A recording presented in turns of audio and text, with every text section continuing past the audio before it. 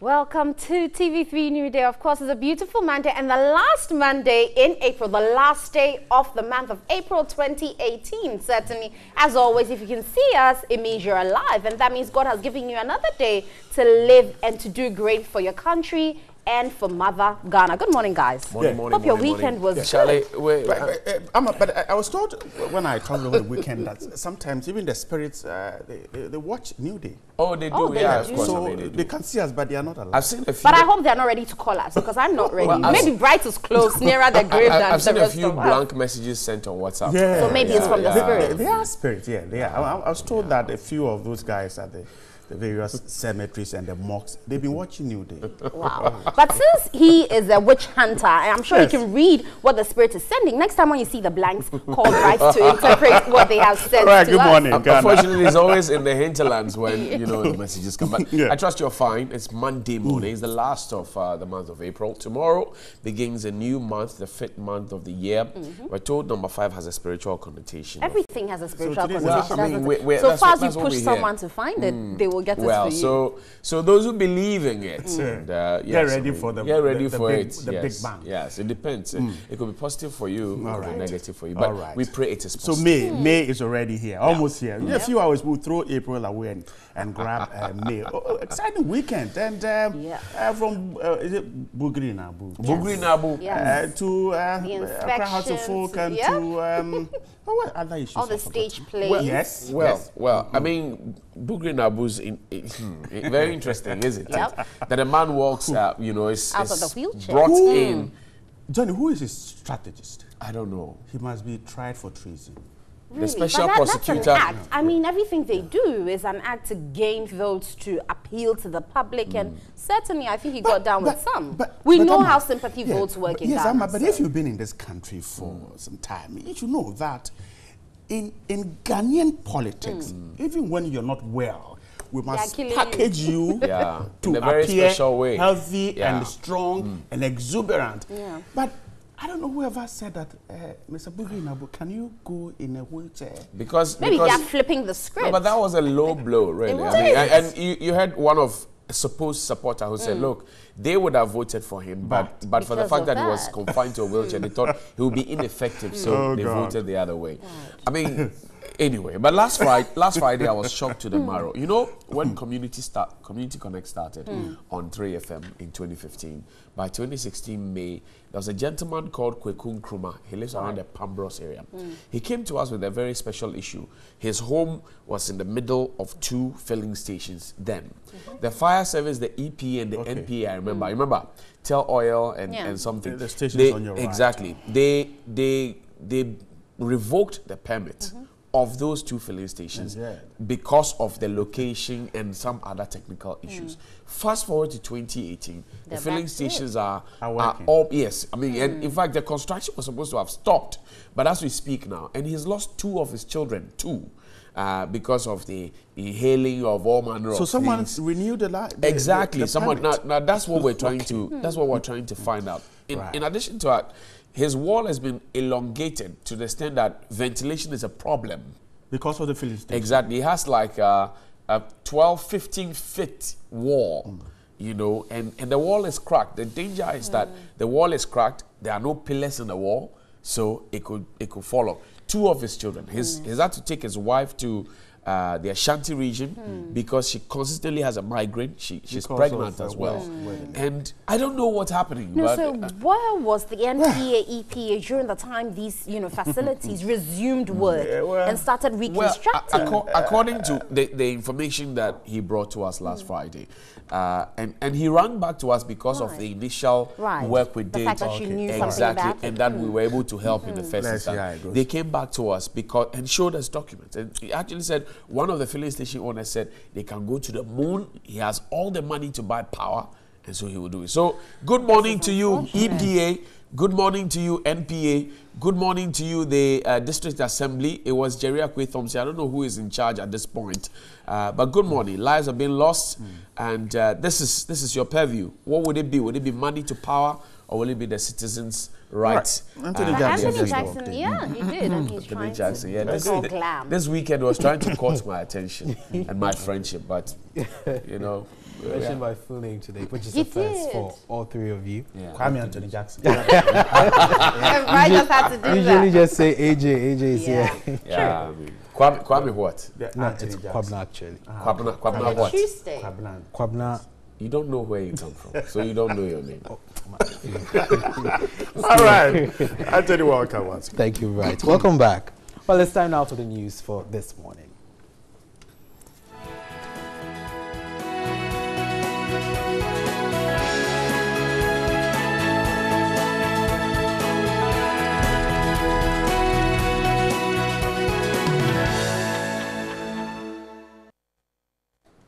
Good morning once again. My name is Anthony Jackson. Now, President Akufo-Addo has urged the next generation of African leaders to move away from economies which are dependent largely on the production and export of raw materials to value-added and industrial ones. This, according to him, will stimulate greater agricultural productivity and accelerate economic growth. President Akufo-Addo made this known while delivering the keynote address at the 27th Africa Peace Leadership Awards organized by the Center for African Peace and Conflict Resolution of the California State University, Sacramento. He said African leaders must have more self-confidence and accept that the continent will never reach the level of development it aspires to by relying on aid or on external assistance. He explained that the next generation of African leaders would have to understand that they cannot draw up their national budgets with expectation that a percentage of revenue will be coming from donor nations.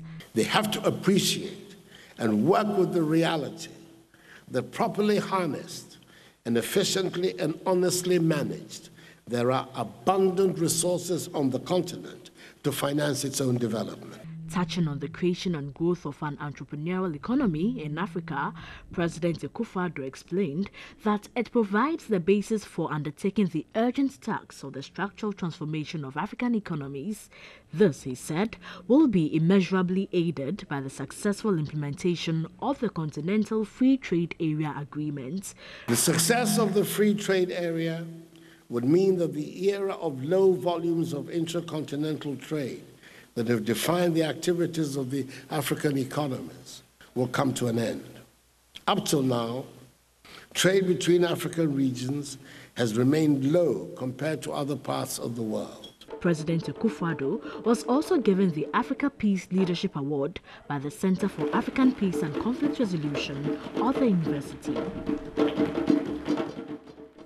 Now, the Allied Health Professions Council has called for urgent action to discontinue the increase in abuse of tramadol, a strong pain reliever, which has become a substance of abuse among the youth. Registrar of the council, Dr. Samuel Yao Opoku, fears the continuous abuse of the drug can lead to physical dependence and withdrawal symptoms with dire public health consequences. Here's a report by Benjamin Adu.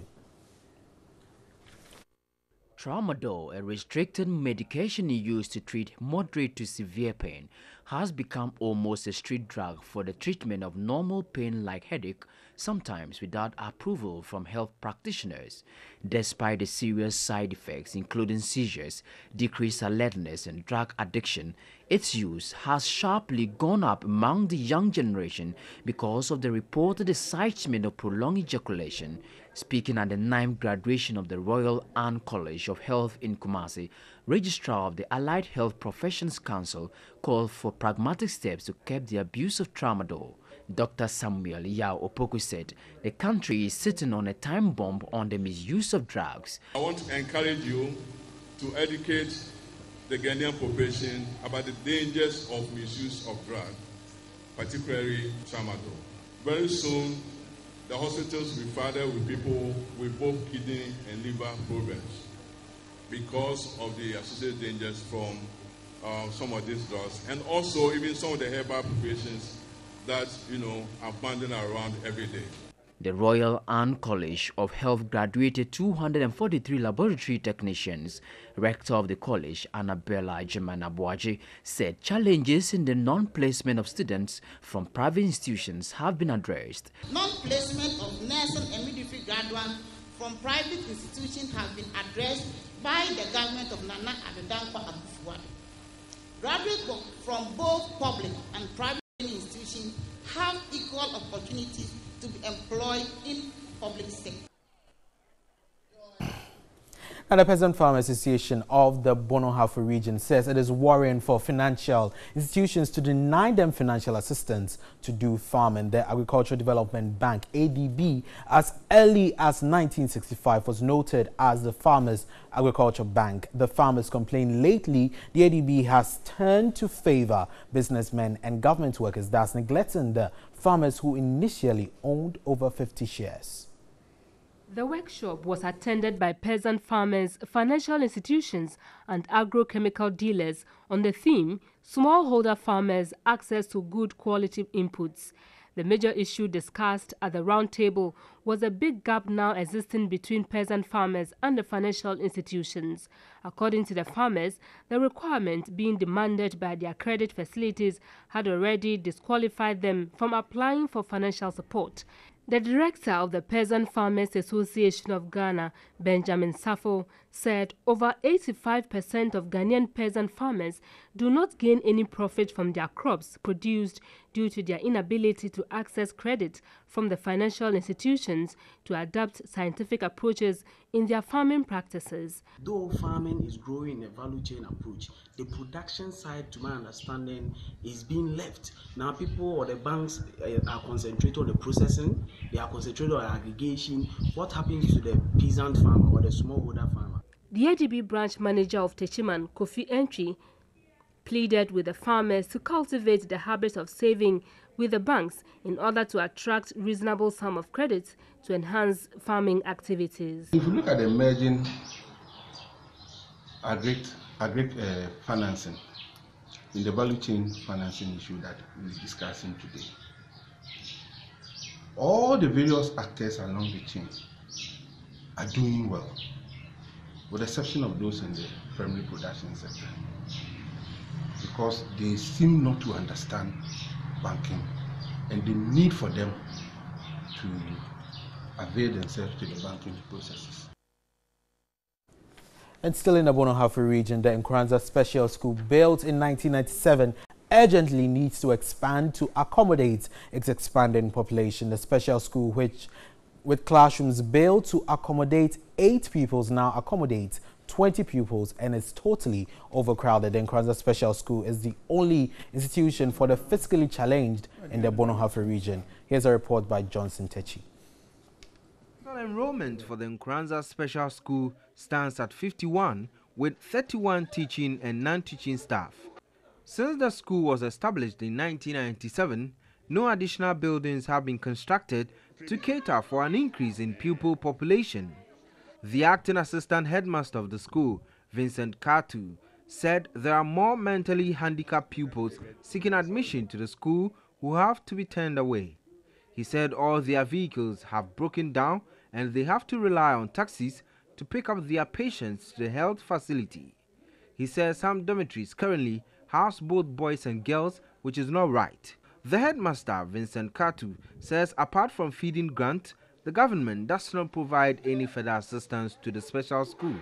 Classrooms, dormitories, we don't have enough. We need the infrastructures. So that is why we say we want to relocate the school somewhere so that we're able to, government and other people to assist us to put up buildings, because where the school is at the moment, we can't extend the school. And residents of Ablekuma Joma in the Ghana West Municipal Assembly have appealed to government to stop contractors, construction pioneers and Regimano Grey Estates from conducting quarry operations in the area. The residents say the continuous mining of quarry stones has become a major threat to life and property in the area. Joma Ablekuma in the Ghana West Municipal Assembly has a long history of stone quarry activity because of the abundant stone in the area. All the companies engaged in the blasting of stone in the quarry, including construction pioneers and Regimano Grey Estates, have over the years reneged in their promise to provide good roads and other social amenities. Instead, the two companies have collaborated to relocate to residents, accusing them of polluting the Wager Dam, which is a major water source. This has provoked anger among the residents, and their traditional leaders have vowed to resist any new attempts at relocation. And we are begging the president. This place is a developed community right now. People are living in here, and we are Ghanaians. So there's no place for us to go. The chairman of Joma Landlords Association, Christian Hodo, vehemently denies the allegations from the stone mining companies. The dynamites they are using is in this middle of the community here, and anything can happen. And if it explodes, this dynamite shouldn't be here in this community. It's supposed to be in the barrack, so that even when they want to use it, they will know how to use it.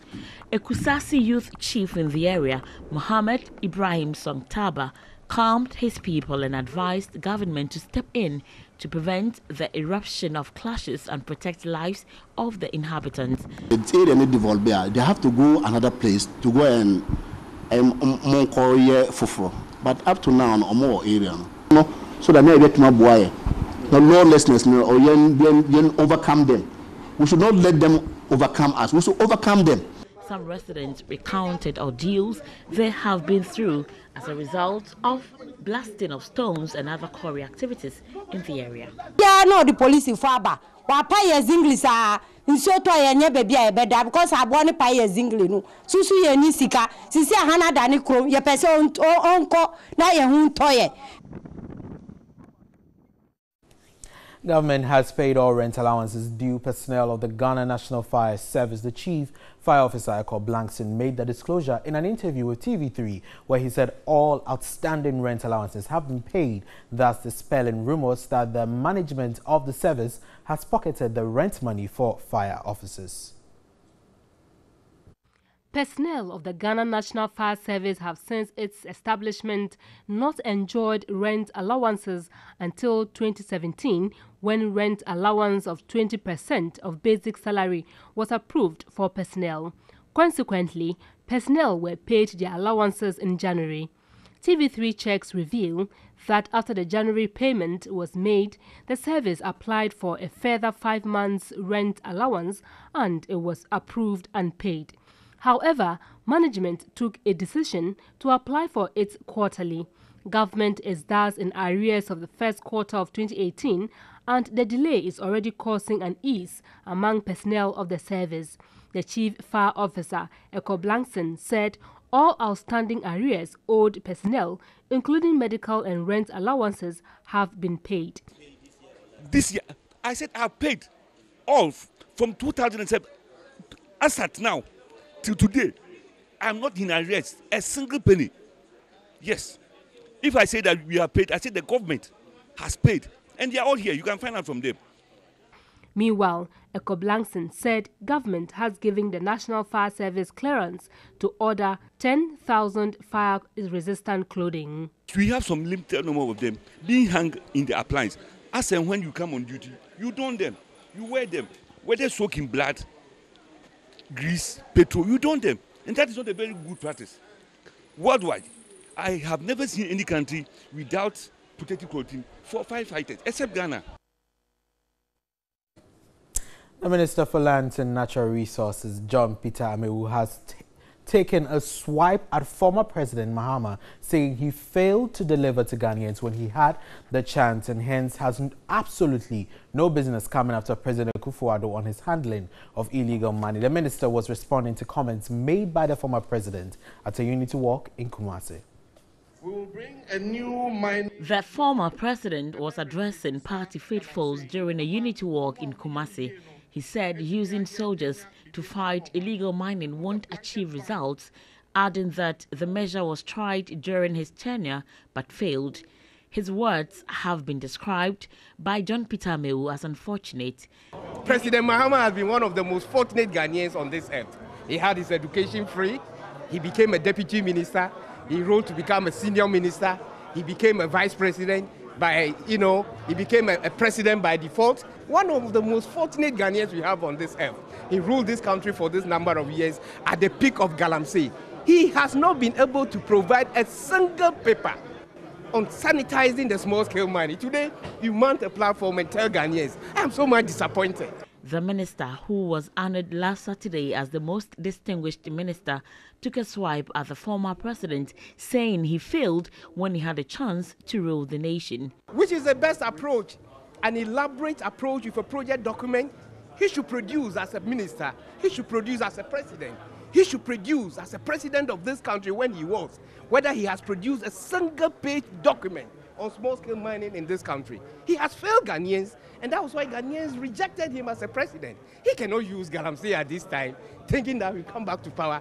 I respect that man, but for today, I'm much disappointed in the words he said when he was in Kumasi. Speaking to the media at the 8th Ghana Entrepreneur and Corporate Executive Awards 2018, Peter Amewu warned small-scale miners not to support former President Mahama.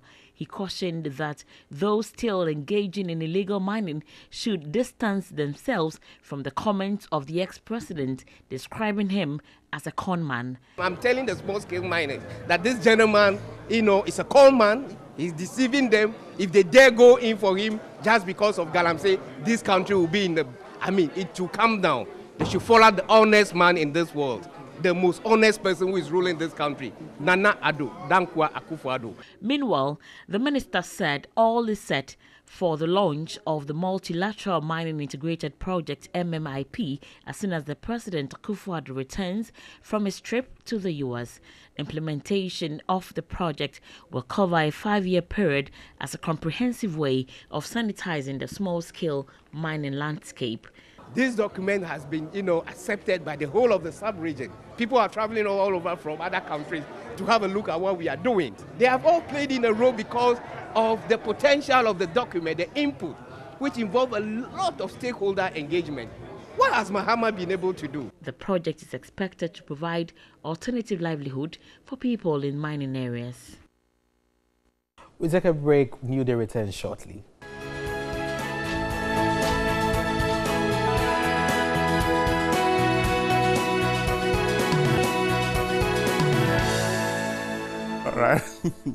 All right, thanks so much for staying there. Now, let's check what's happening on the newspapers. All of them are in here. The Independent this morning talks about this issue that girls won't go away today or tomorrow. President Akufo-Addo has not approved gay marriage. That's from the presidency, and fallout from the NDC Unity Walk, and that statement coming from the presidency.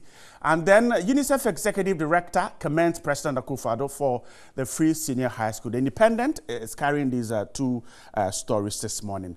Grab a copy, you can read the rest. Now, the Finder stays on the free senior high school story and says that UNICEF Lord's Free Senior High School says it curtails teenage pregnancy, maternal deaths, and young brides.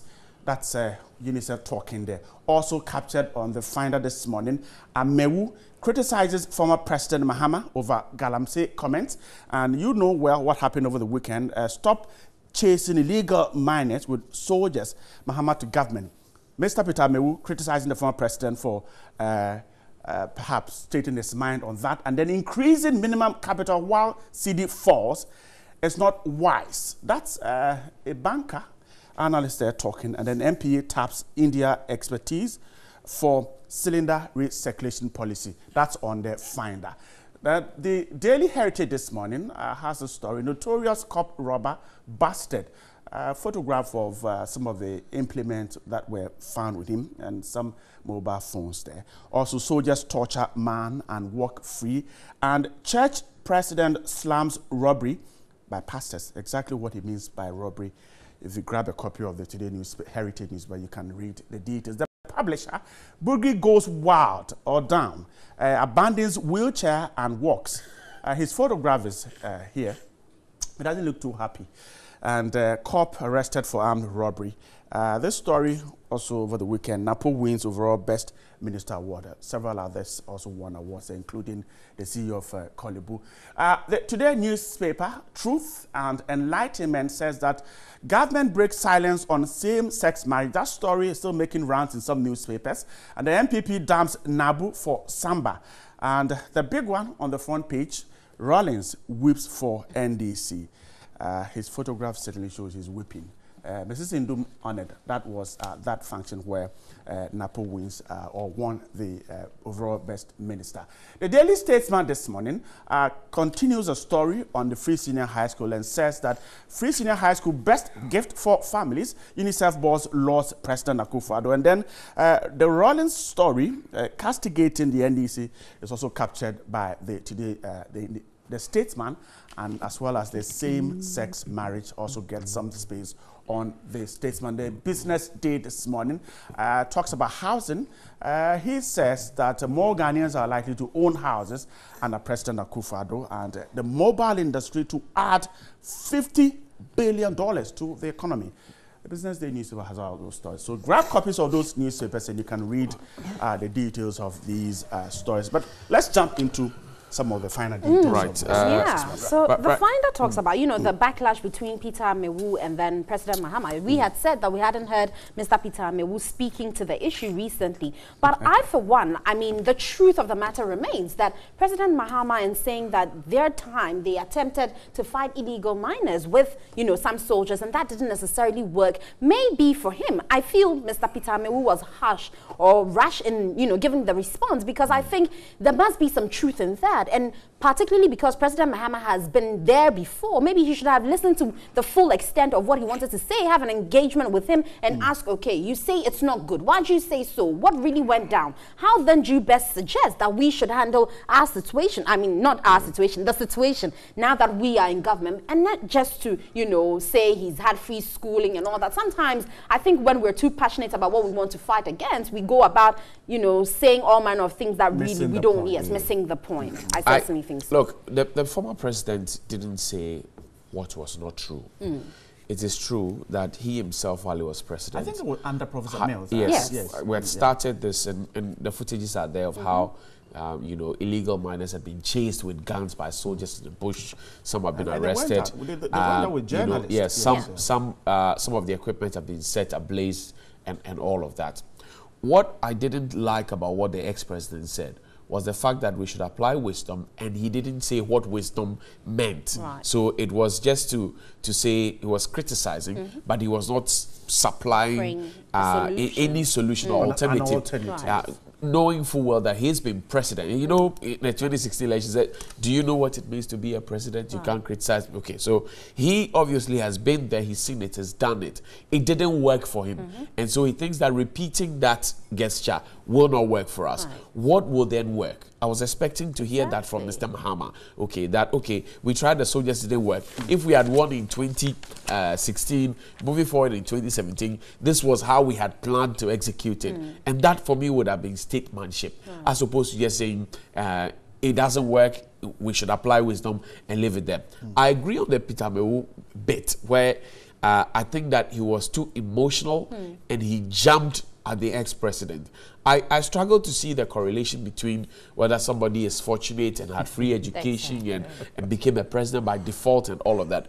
I think that when we start speaking like that, it doesn't add up. Maybe because he assumes that President Mahama took a swipe at the MPP government, he also wants to take a swipe. But two wrongs don't make a right. And in the end, it is us, the Ghanaians, who suffer.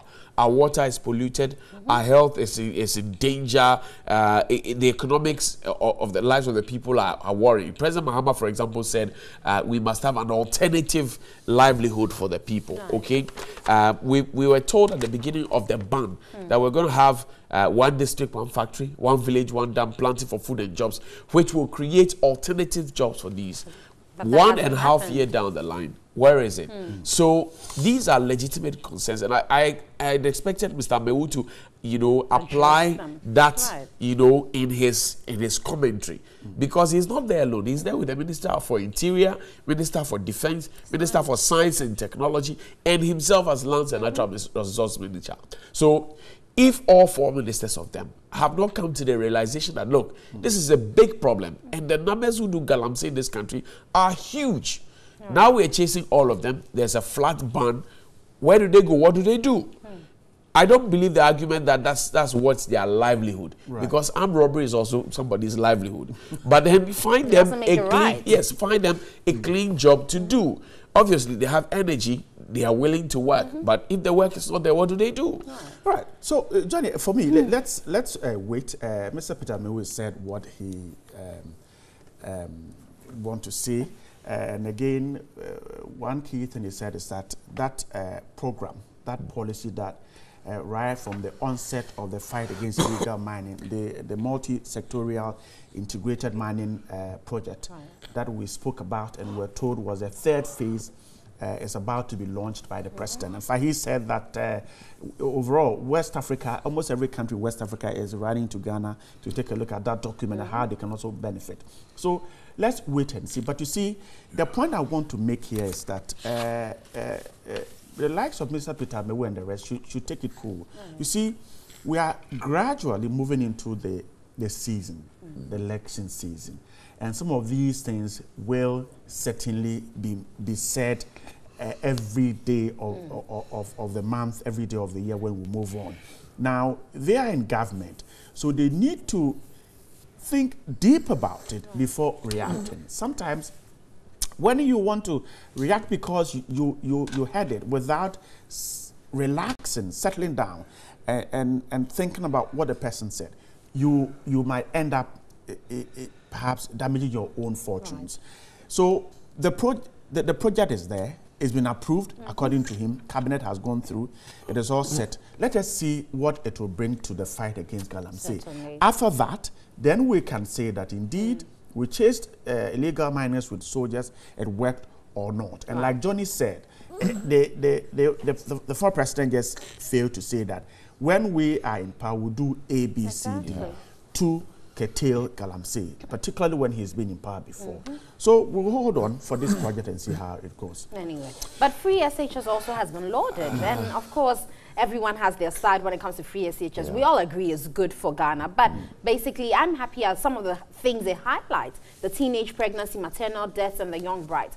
But the truth is the fact that these cultural practices prevent people from appreciating the benefits of the free SHS. And so if you're a girl child and you're born into a family where your parents still doesn't understand why you should go to school, whether it's free or we're paying, you're still not going, and it's flat out. And that parent who has decided to give his child out at 16 years, whether educated or uneducated, is still going to do that. So I am looking at this free SHS going alongside as actually punishing people or putting in stringent measures so that parents are dissuaded from giving their young girls out for marriage and also giving them out to get pregnant and the maternal deaths that we record. Up until then, the holistic benefit of the free SHS is going to be limited to just a number of people, a certain group of people, more like the boys than the girls. Until then, maybe we still have issues in our hands. Well, I mean, the business day, I would want to connect that with it. I mean, you know, reason people would give up their children into early marriage is because of poverty. Poverty is one. The cultural dimension is also there.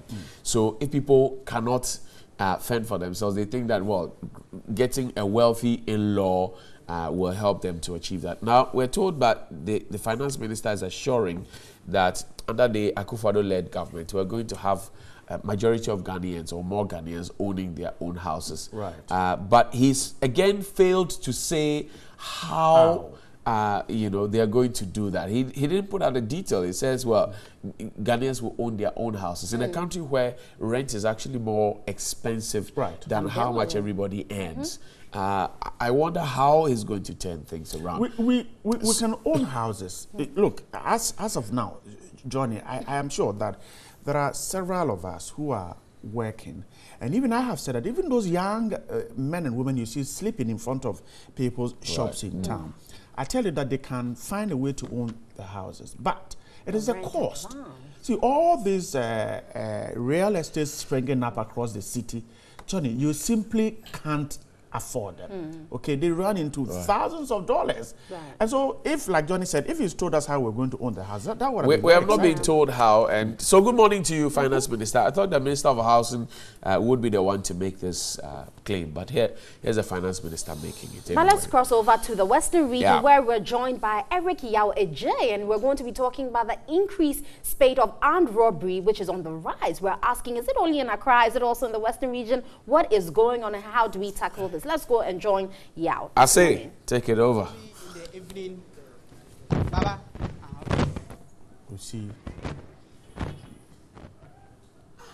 Well, we seem not to be right, getting so out we're there, trying to but get of course, but armed robbery is on the rise. But there was an interesting issue over the weekend. Exactly, Johnny, because they landed quite a number of people, about 130. So for now, they are suspects. But my problem is, when these swoopings happen, is it that just in the interim, they've been able to gather a number of people who, let's say, are dealing in drugs, are holding arms? Are they really armed robbers? That's my concern. Because at the time when you get information, we can't... From an issue, when you pick them, you can't all of them. Look at the case of Major Maxwell Mahama and how the numbers have dropped. Yeah. But anyway, let's go back to Yao in the western region and find out what people have to say on the streets as they ride. There's been a string of armed robbery cases across the country, notably in Accra, Kumasi, and some mining district here in the western region.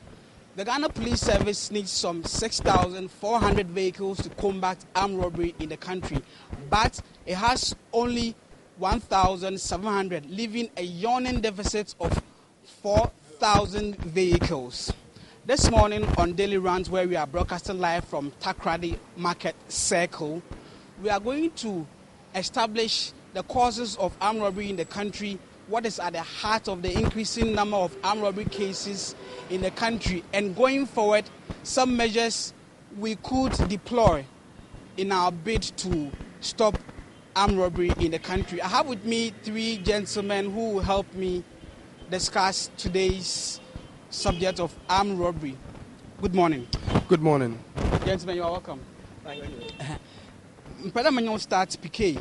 Nancy armed robbery on year at the fulfil. But actually Nancy wa monu mudu pa. Mpeda mbiso abedinti they feed the wire them. Is it because or greed? Is it because yen attitude of get rich quick? Ana a duma no nyi ho na nkofo wo pede wodidi na wo feed there armed robbery no omomo ne de ban. All right. Madasepi. Every says here, you know, Takoradi Market Circle here, on its supermarket name here. Nipa buy 10 a work trim if I want to buy 8 hours, Bakade, a Juma only went in a wabandam. And the mouse no Okodo, the other places in Ghana. Pinara Bakade, a Juma only went in a wama, armed robbery and Oromanimo, but then I will personally beg to differ. Margin and some of them. More about 3 factors are. All account for increase in speed of armed robbery in our country currently. Rico, may I recite into juvenile delinquency? Make a juvenile delinquency. Come from one house. Why isn't? As it was in 1999-2000, and I made them researching into why juveniles and Brenton and Getisiamba when you buy from maybe a buyer 12 so 19 why a delinquent one house. Why isn't Nazi? Why as was in a one of the But my research in the as at the time in 1999-2000, Noricade, juvenile delinquency increasing. It is as a result of broken homes. Broken homes is a leading factor, and them juvenile delinquency and the moment from now on them when if you have women see one them street in the when you be a month one and no no do me the moment from an once one and a BBR from a Biabona and a war continuing Koreasin when you know and a war for them Subanan and a war treat. Just a few weeks ago, we heard about this candidate. I was in Mary's boys' school, on cultural exams. But then was in the book instead of him to revise and what band in the book and now on Crawford why school dropped out. We kick entrance to the Nankasana school and now what a rob fellow candidate at knife point. The minute Panabaka from there, if you may want to know Damana. I mean, or yet delinquent child, no waband Maria Damazan. Maman Control, for instance, change me the UC shopping mall says here, second Takoradi, a beautiful one, of course. Now, second Takoradi for Baba, Binum Babu, no about Pachodo when you Juma. Now, woman when a Juma wire, woman when a Juma now, we a Juma 1-2 weeks. And we're going to Juma, work or helmet was a model for Juma overall, and the Wafa.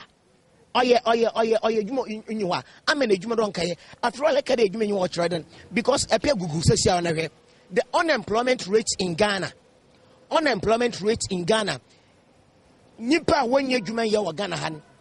If the year 2017, the year 2016, the year 2000, a people Google for the past 10 years, it's been hovering around 5.something%, which means the unemployment situation has almost always been the same in recent times.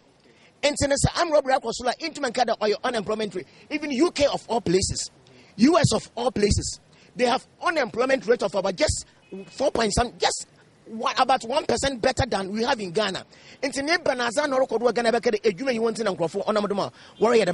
I don't think it is because of job that people are not getting to do, but it is our habits. And yes, okay, now hold your horses. Now, Mama, a Jerry Sumbrim, not maybe send there. I know you're doing. I'll say Edwin, Jerry. Oh, I think the Moricano, Ibium, but society is why you woman. You cherish materialism. So one who do Obiwo, Sika, what's to son do, or what chapel, or a fear team, area team, or baby ara. Intino, Nyan as society no. We don't interrogate as to a kwana nipaku of our then onye niska. And a country na kasanso as Ghana. Yes, any system bia. Yet me had to check Siko Bank phone accounting, how we spend money, how we pay taxes, and all those things. Intino, Wama, I didn't have a free for all. Free for all, Intino, Mojuma Obia Biano. Inti, as for armed robbery, there is no way able to a justification for armed robbery. Armed robbery, yeah, Adibia onye. Because, for instance, Obu a police in Oji pays in teacher, but Ochetu. But what I'm saying, Obu but still I robber. On yet today, a Juman you want to greed. I mean, it's greed. That is what I see. Greed. I also a PK or a greed. There is a today. Obey today, young video or Kakala, no, I mean, in your whether or for conpada or for conbonduna or the then Yaya pretty in your be. Also, I drink Jordan. Well, me feel and some no macano, no cray. But I'm also thinking, sir, from the angle of the police or our security agencies, you know, they are not sharp and most of the time they are not on top of their game. Emraya, what to do now, a chrome has seen any deterrent enough because. The heart of robbery. Amami for a kwansu Togo near the Ahomachia. About 8 memu 10, about 8 of them. Robbery or more has say. Police for Mokrom when him say, aha, robbery cases a cost will happen. Aha, yeton narcotics, drugs near the drug peddlers near the baby has say. What have they been doing? Nanka the ordinary citizen in fee say. Anopa anahomachi ewia yenim how these people operate tanka oma ye swoops don oma chi omo ye de oma court communal sentence wo honom community no living in no yamana pra odo oji gatem who say ohun say ne yonko yes how they were it will one way or the other tell him or her something but yes I never way ye chi omo what we are being told it remains an allegation but what we are being told and they say omo kwa yes, sika if you are more from the police. So they sometimes the criminals themselves also think that they are friends to the police. Oh, officer, or beba.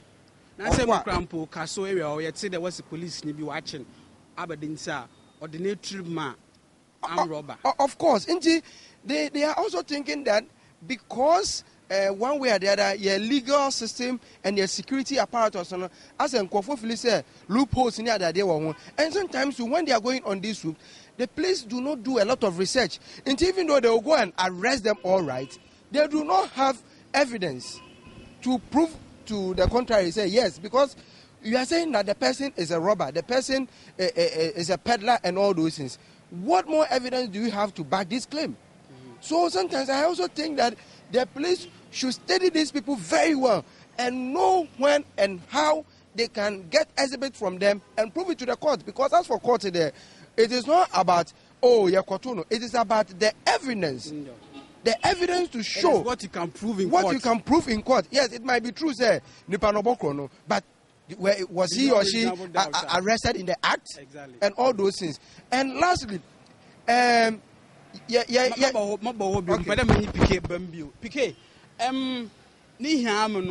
where will you situate the police? And you find the police in Beshe? Yes, the police to up their game a bit. We send them over there. Say, Sierra, if you find one police for now, was a police for Nagasampo Honodo. Yet is that OC one crana watching armed robber one in ACM or police station. If you find a way to away a damn gaps and wild boy and police station ho.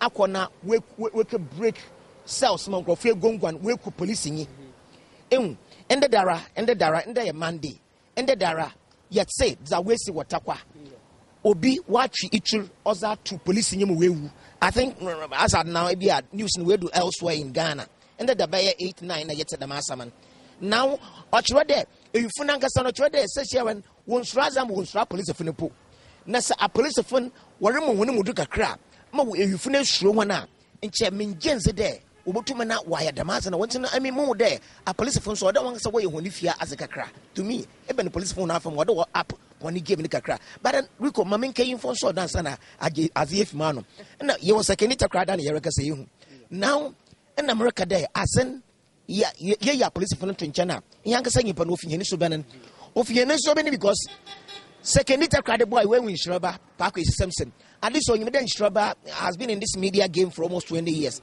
in Shroba will influence on Yimbia authorities or second takra da be a mazafa anchoring Shroba no da obotuma agwo ma menye dwuma aye.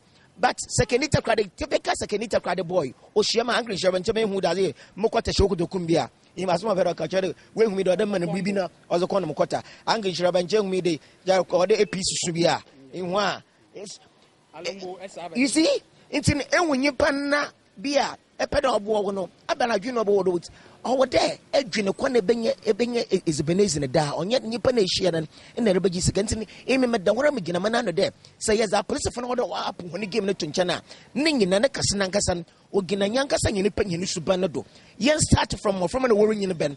Delinquent children on them broken homes in Wabandaman. Yan tackle as no from her. Not the mama from an attacker one hour and that was it. Okay, Jerry, in our final minutes, I want to find out from you what measures we can deploy going forward. Armed robbery.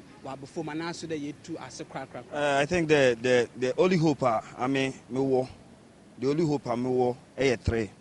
According there, abani shishe opedo ye national ID cards MOBA Wobejobia ni fingerprint only one thing.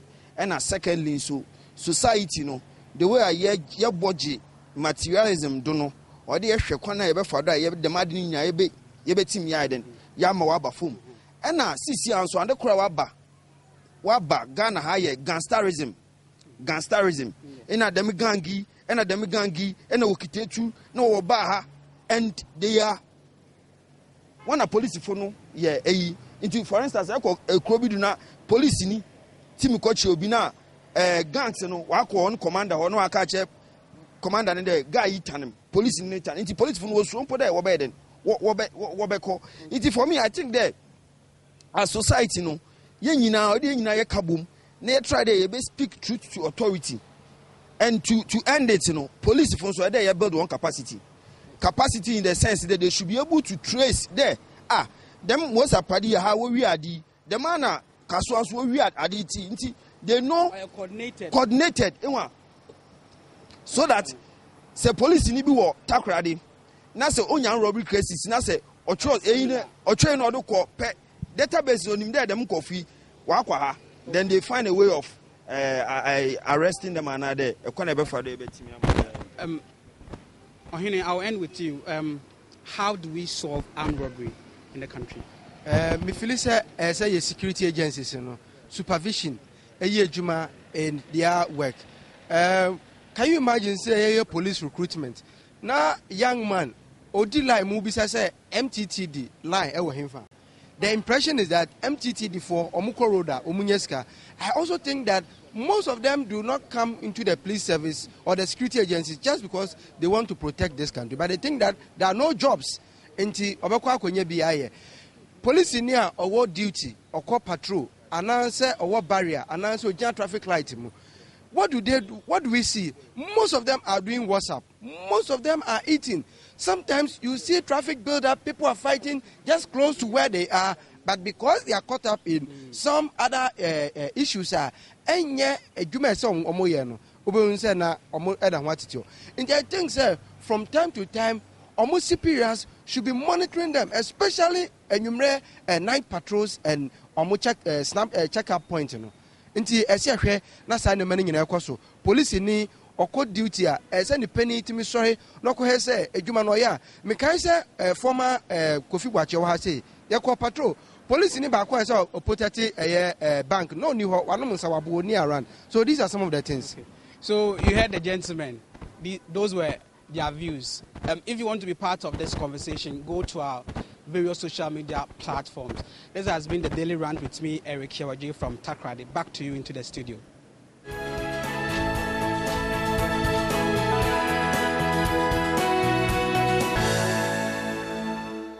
Welcome back. Now we bring you an exclusive conversation with the Majority Leader of Parliament, the Honourable Osei Mensah Bonsu, who spoke earlier with my colleague Kwachi Afre Nyama. Take a look at this. So he's a well-known figure within the country's political circles, long-serving member of Parliament for the Swami constituency since January 1997. He's also the Minister of Parliamentary Affairs. My guest, Honourable Osei Mensah Bonsu, thank you for joining us. Your other name, Lawrence. We rarely hear you or never hear you use it. It's not my other name. It's a name that I perched more than 30 years ago. It was given to me by my brother, who was ahead of me, much ahead of me, in secondary school. But entering secondary school sixth form, I wanted to change it, to use my own names. I was named by my father as Osei Mensah Bonsu. My father is Che. But because he was born on an Awukudai, I think he lost the Che, and people called him Kweku Adai. So I used to bear the name Adai in primary school through to secondary school. But when I joined the movement called the Students' Movement for African Unity, and we began to learn a bit about negritude, that's about blackness, the concepts of black power, I thought that I needed to go back to my roots. So I attempted to change the name in the sixth form. It didn't work. At the university level, I succeeded in doing that. And I've ever been known as and called Osei Mensah Bonsu. Anyway, that's an interesting revelation. Now you are not just the Majority Leader, you're also Minister of Parliamentary Affairs, very involving duties, the two. How do you combine them? It's not been easy as the Majority Leader and leader of government business, and if you like, the leader of the House. You wear several hats, and the minister responsible for parliamentary affairs. The Majority Leader, if your party controls the executive, is the leader of government business. And if you are the leader of government business, in order to be able to have a buy-in and be able to convince and persuade the people that you lead to understand government policies and programs, you must necessarily be part of the shaping and evolution of government policies and programs, which explains why elsewhere, majority leaders are prime ministers in some jurisdictions, and in other places they are senior ministers, because you should have that overarching authority over even the ministers as well, because you are the receptacle of government policies and programs insofar as they are ferried through to Parliament. And so you should have that influence to be able to gather your people, be in daily communication with your colleague ministers, and be able then to champion the cause of government in Parliament. And so it explains why the Minister for Parliamentary Affairs doubles up as a Minister of State. And there are those who think that we do not need, in fact, when you were named as Minister of Parliamentary Affairs, that was one of the arguments that came up. We don't need a ministry in charge of parliamentary affairs and a minister for that matter, because the Majority Leader can perform the same function without necessarily naming someone, specifically yourself, as Parliamentary Affairs Minister. I think I've told you even before you asked the question, the need for that. You could be a Majority Leader. You could be the leader of government business. How successful a leader of government business would you be if you are not part of the crafting of that government business in order to give you that understanding, in order for you to be able to, when you preside over your caucus meetings, to be able to convince and persuade your own members in parliament. Much more to also have the whole house have a buy-in into government policies and programs. You yourself should be able to understand it first. And that's why you need to be part of it. Besides, as the leader of government business, if your other colleague ministers are not in the house, you should be able to hold the fort for them. Fancy the situation where you are not part of it. You don't understand it. You are not part of the crafting and the evolution of the policy and program. So it comes to parliament, you are disabled. You remember when Bagbin was the majority leader and he was not a minister?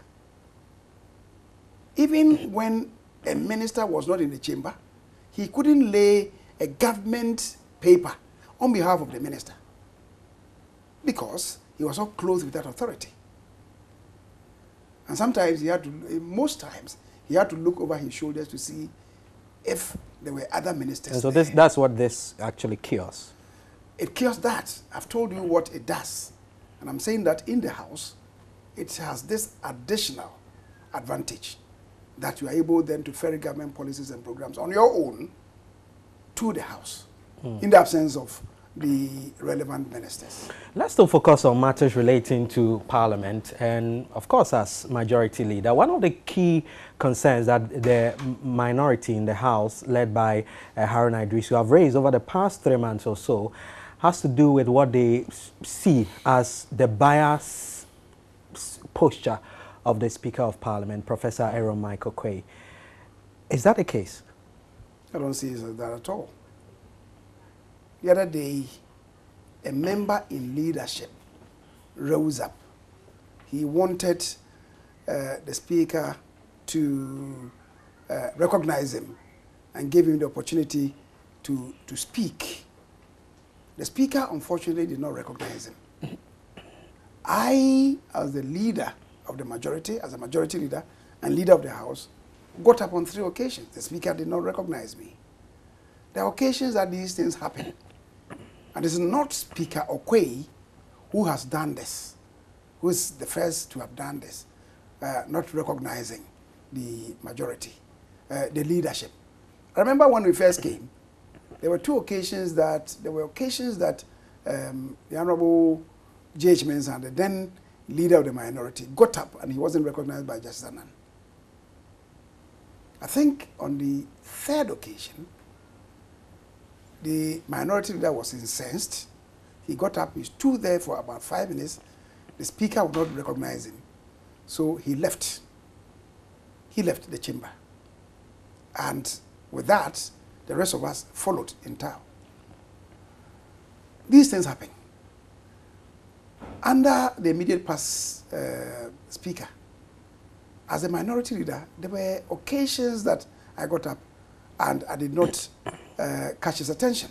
Duajahu. Duajahu. And you had reason during his tenure to complain about, his posture. So you thought he was partisan. I did. But, because of Ajahu's age, because we were colleagues and contemporaries, I'm talking about age-wise, when he has done that and he's leaving the chamber, he will signal to you that, let's meet. You go and he has a way of massaging you, Jack, I didn't call you because I didn't want problem. I mean, it becomes personal. Sometimes you disagree, but because of his posturing, maybe you allow that. It is different with the speakers who are aged, like Speaker Okoye, like Alajete, who was much older than us. I mean, that comradeship, that camaraderie is usually missing because of the age difference. So, but talking about the fact that because of that one could say that, oh, the man is partisan, I don't think so at all. There was an instance. Remember, that when my colleagues, the last time they summoned Parliament to meet, they caused the Speaker to summon Parliament to meet in the case of the so-called Cash for Seats saga, right? Technically, the motion that they filed was incompetent. I raised the matter, right? And the Speaker sustained my point of view. And yet he bent backwards to say that, okay, even though it's an incompetent motion, which technically maybe I shouldn't have accepted, but I have accepted it because I don't want the world to perhaps think, not knowing what might have informed my thinking. I don't want the rest of our compatriots in Ghana think that I didn't want you to make your point. That is why I invited you. But isn't it interesting? Can I finish? So he says to them that, so you go and amend the motion. When the Speaker suspended sitting, my colleagues did not even have the courtesy of going to the Speaker, much less to amend the motion. So when we came back, I asked the Speaker, what's the status? Have they come to see you? Have they amended the motion? He said no. And I said, Mr. Speaker, then in that case, we are back to ground zero. If the motion is incompetent as we sustained it, then it cannot be moved. Right? And yet the Speaker said, notwithstanding, so that the people of this country would understand, can we set up a committee? Which is the committee that came out. Yeah. Compare to what happened at the Honorable Dua Jahu's time. We saw it. Yes. But my question... He came, can I just conclude on that? Yeah. He came, he responded to the signatures that were submitted to him and invited Parliament to come and sit. When we came, he did not allow us to move the motion. And yet, he went ahead and ruled against us. Can you rule on anything that is not before you? Because he did not allow us to move the motion, it meant that technically there was nothing in the House. And how could you rule on nothingness? That was a difficulty. But then the Speaker is a person charged with authority, the singular person charged with the admissibility of questions, including motions and statements. So he says that in that regard, what I've done should tell you that I was not going to admit that motion. We raised issues, we left. Nobody insulted the Speaker. That he's a tyrant like Idi Amin. We should mind, if we want to be respected, you should respect others. Talking about debates, in the past you've had cause to complain and raise concerns about the quality of debates, the quality of people entering Parliament now, or more recently. Has anything changed? I honestly think that as a country, we should be looking at the quality of people that are coming to Parliament. Increasingly, if we must admit, I think money is too much taking center stage in our politics. Today, if you are a certain member of Parliament, or even if you want to show interest to become a parliamentary candidate within your own party, the parties allow what is called primaries.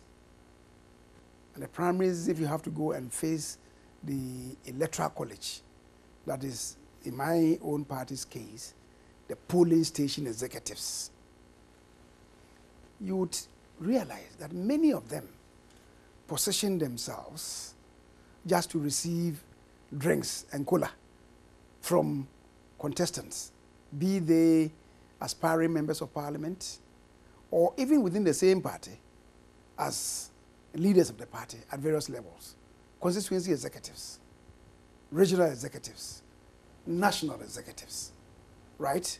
They position themselves and then ask, oh, so Penny will so be here, so person here, regional chairman, and somebody or the other. This man wants to be the regional chairman and is coming to see us. What drinks is he offering us?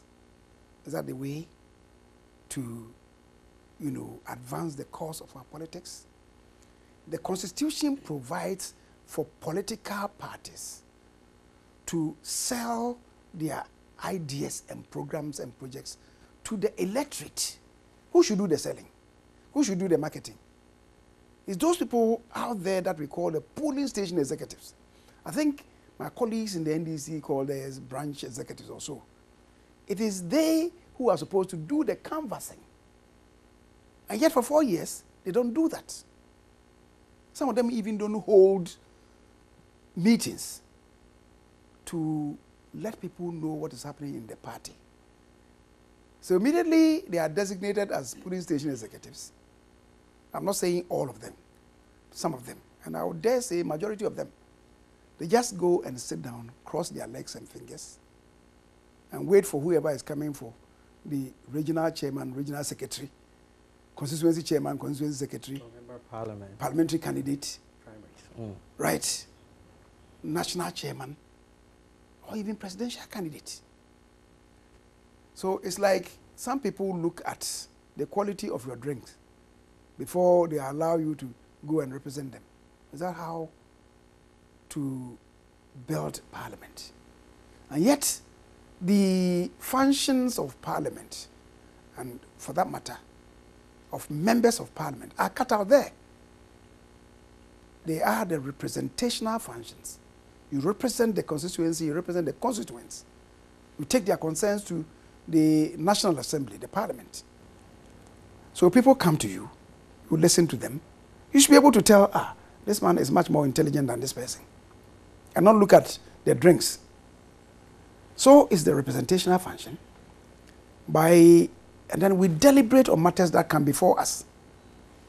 If a matter is from Zuarungu, is from Swami, if from Tema, if from Zema, I must be able to apply critical thinking on it and deliberate on the issue before us. Because even though I might come on the wings of the Swami constituency in the name of MPP, the moment you come to Parliament, you represent the entire country. And so if anything happens there, you should be able to apply critical thinking. If you are doing a bill, you should be able to apply critical thinking. So the deliberation, if it comes to that, those of them who are appearing before us, we 4 contestants, who has that quality brain to be able to do this? Do people probe into that? The other thing is financial control of Parliament.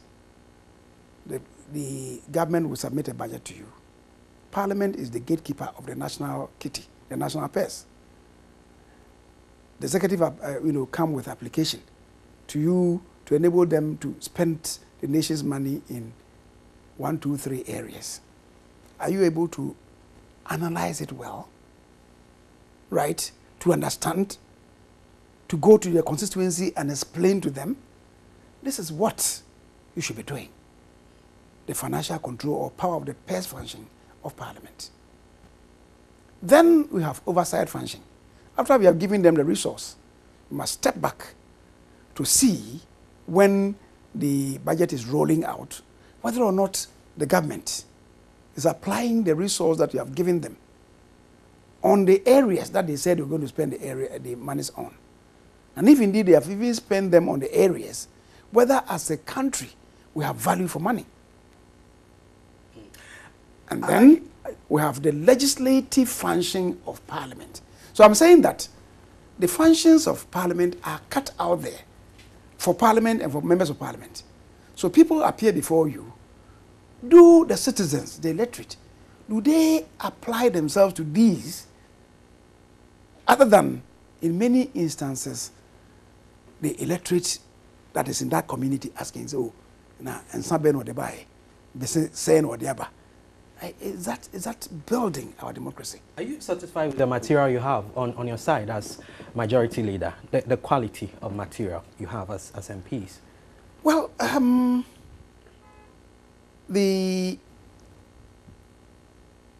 what we have now in Parliament today, I must admit that we suffer some weakness today. Because in the main, so many of us who came to Parliament have been taken out and been made ministers and deputy ministers. who don't usually have time to come and participate in the business on the floor of the House. We keep telling them that they should manage their time such that they should be able to have time to come to Parliament, to participate in the business of Parliament, then go later to their offices to work. For many of them, it's become very difficult. And so, to that extent, to that extent, we suffer some weaknesses. But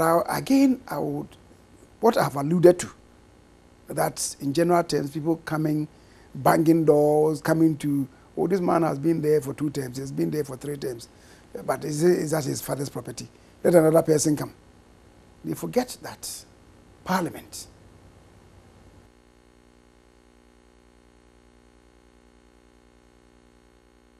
is like wine. The older, the better. I should say, generally speaking, the older, the better. Because, indeed and in truth, there are some members of Parliament who have served 3 terms, 4 terms. Some would say this is an argument to promote more quote-unquote Mugabes in Parliament. You yourself have been called the Swami Mugabe, Alban Bagbin, he's been called Mugabe as well. But again, in the US Senate, go there, you see that the average tenure of a member there is 24 years. The average. What it means is that people are able then to serve 40, 48 years and so on. I think the last time we went there, there was one person who had served about 48 years, which is more than twice the number of years that I've served in Ghana.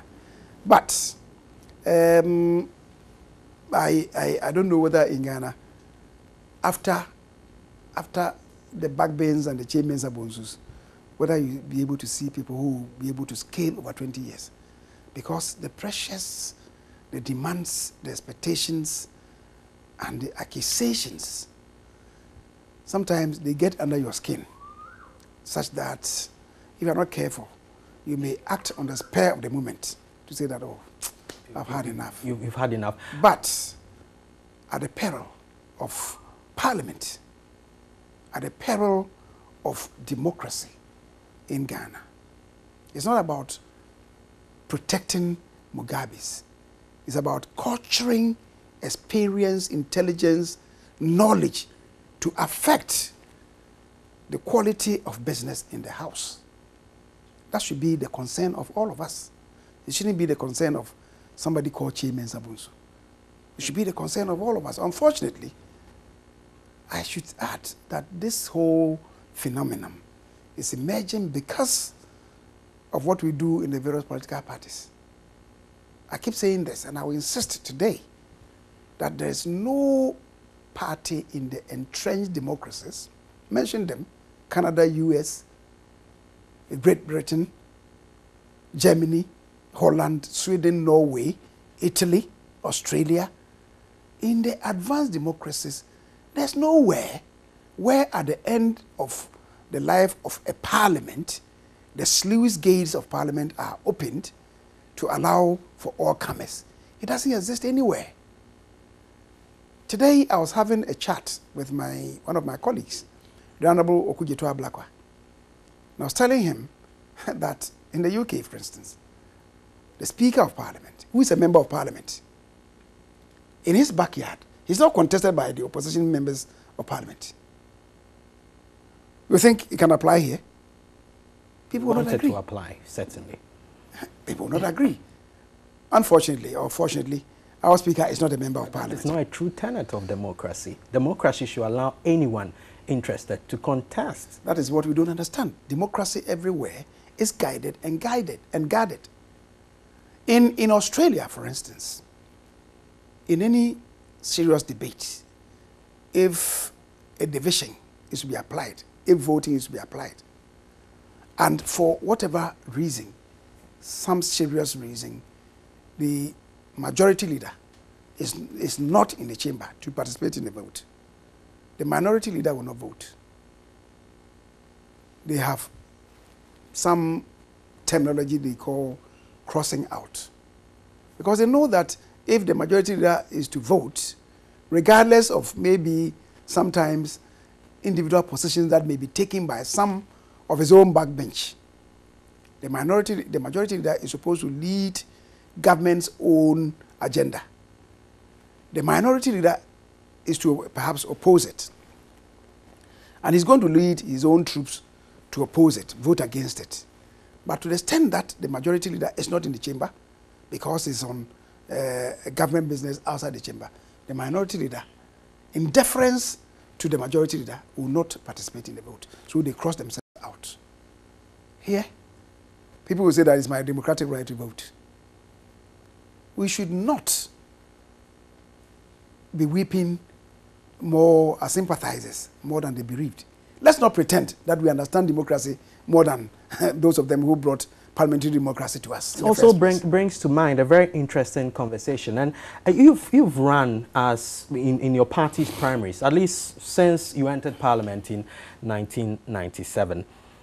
Are you a beneficiary of this system where we essentially have monetized politics at that level, at the branch level, at the constituency level? You essentially have to pay delegates to, well, is it transport, some money, once they come to the Congress, the primaries?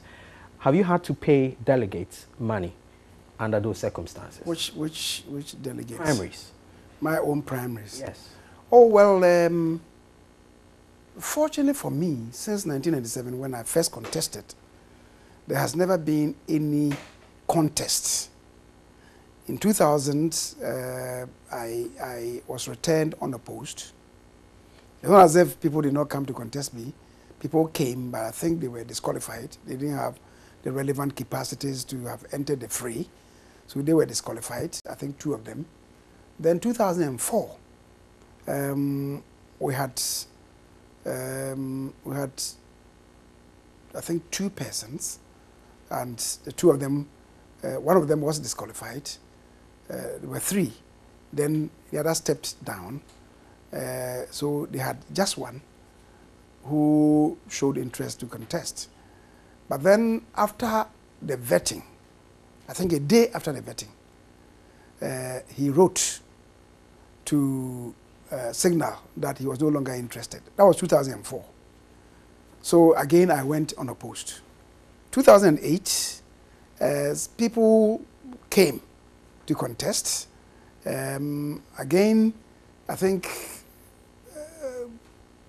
2 of them, and the 2 of them again ended up being disqualified because, for whatever reason, they would not come with the relevant documents. 2012, a similar thing happened, and again I went unopposed. So I've had the benefit of running unopposed for 4 consecutive terms. 2016, apart from 1996, was the first time that I came to be contested, or should I say, it was the first time I came to be contested as a sitting member of parliament in my primaries. And as you saw, 3 people came up, and fortunately, I emerged triumphant. For the first time, I witnessed this. At the primaries? I witnessed this, yes, because we went round. And anywhere you went, you had to pay some drinks. Money? Some drinks. Money? Drinks, I've said. You gave them money or drinks? I gave them drinks. You never gave money? Well, sometimes you go to a funeral, right? And you have to offer a donation. You must give drinks. You don't have, sometimes it's like, oh, because you need to return the bottles and so on. So can I give you the money so that you go and buy your own drinks? These things happen. Are you not guilty of the complaint you make about what affects the quality that comes in the house? Are you not a beneficiary of the system, the monetization of our own politics? The excuse politicians give most of the time is for transport, is for drinks. I'm saying to you that, I mean, traditionally, if a stool becomes vacant and you want to visit the kingmakers, you go with drinks. If you are up north, you go with Kola. These are delegates. Yes, that's what I'm saying. They are the key makers. This could influence them some way, somehow. To the extent that they are the king makers and queen makers, I should say. You have to approach them and show respect. This could influence them, you admit? I don't know what you mean. Influence the the direction of their vote. It depends on what you do. If people lobbying, for instance, in Parliament is accepted, right? If you lobby politicians, if you lobby parliamentarians, it's accepted everywhere else. But the lobbying could translate into corruption depending on the intent, one, and the quantum of payment. For instance, if there is something to be considered, I go to Kofodia, as you usually go to, and you are going to consider something. Now from here, from Accra to Kofodia, I go with my vehicle. I go with my personal security. I go with my driver. And you tell me that, okay, because of where you have come to, you're going to spend one night. Can I give you 1,000 for your hotel accommodation and then also to cater for your bodyguard and your driver? And you take it, is it corruption? No. But if you give me 10,000, knowing that my bodyguard is going to lodge in a hotel that may cost 150, the equally so for my driver, then you are giving them 100 cedis each to feed themselves. And maybe I'm going to a hotel that I may have to pay about 300, 400. You give me 100 cedis to feed myself. That, the 1,000 cedis is reasonable. But So if you this give money me, was not enough to influence delegates. no, I'm saying so. But if you give me 10,000, then it means there's something behind the donation that you are giving me. That gift certainly can be counted as. Tell us how much are you willing to share? How much you gave the delegates in 2016? Are you willing to share? I'm not too sure. Interesting. Sure. But tell me, as a politician, one of the most influential political figures in this country, has anyone ever tried to influence you with money, bribe, to corrupt you? Has that ever happened?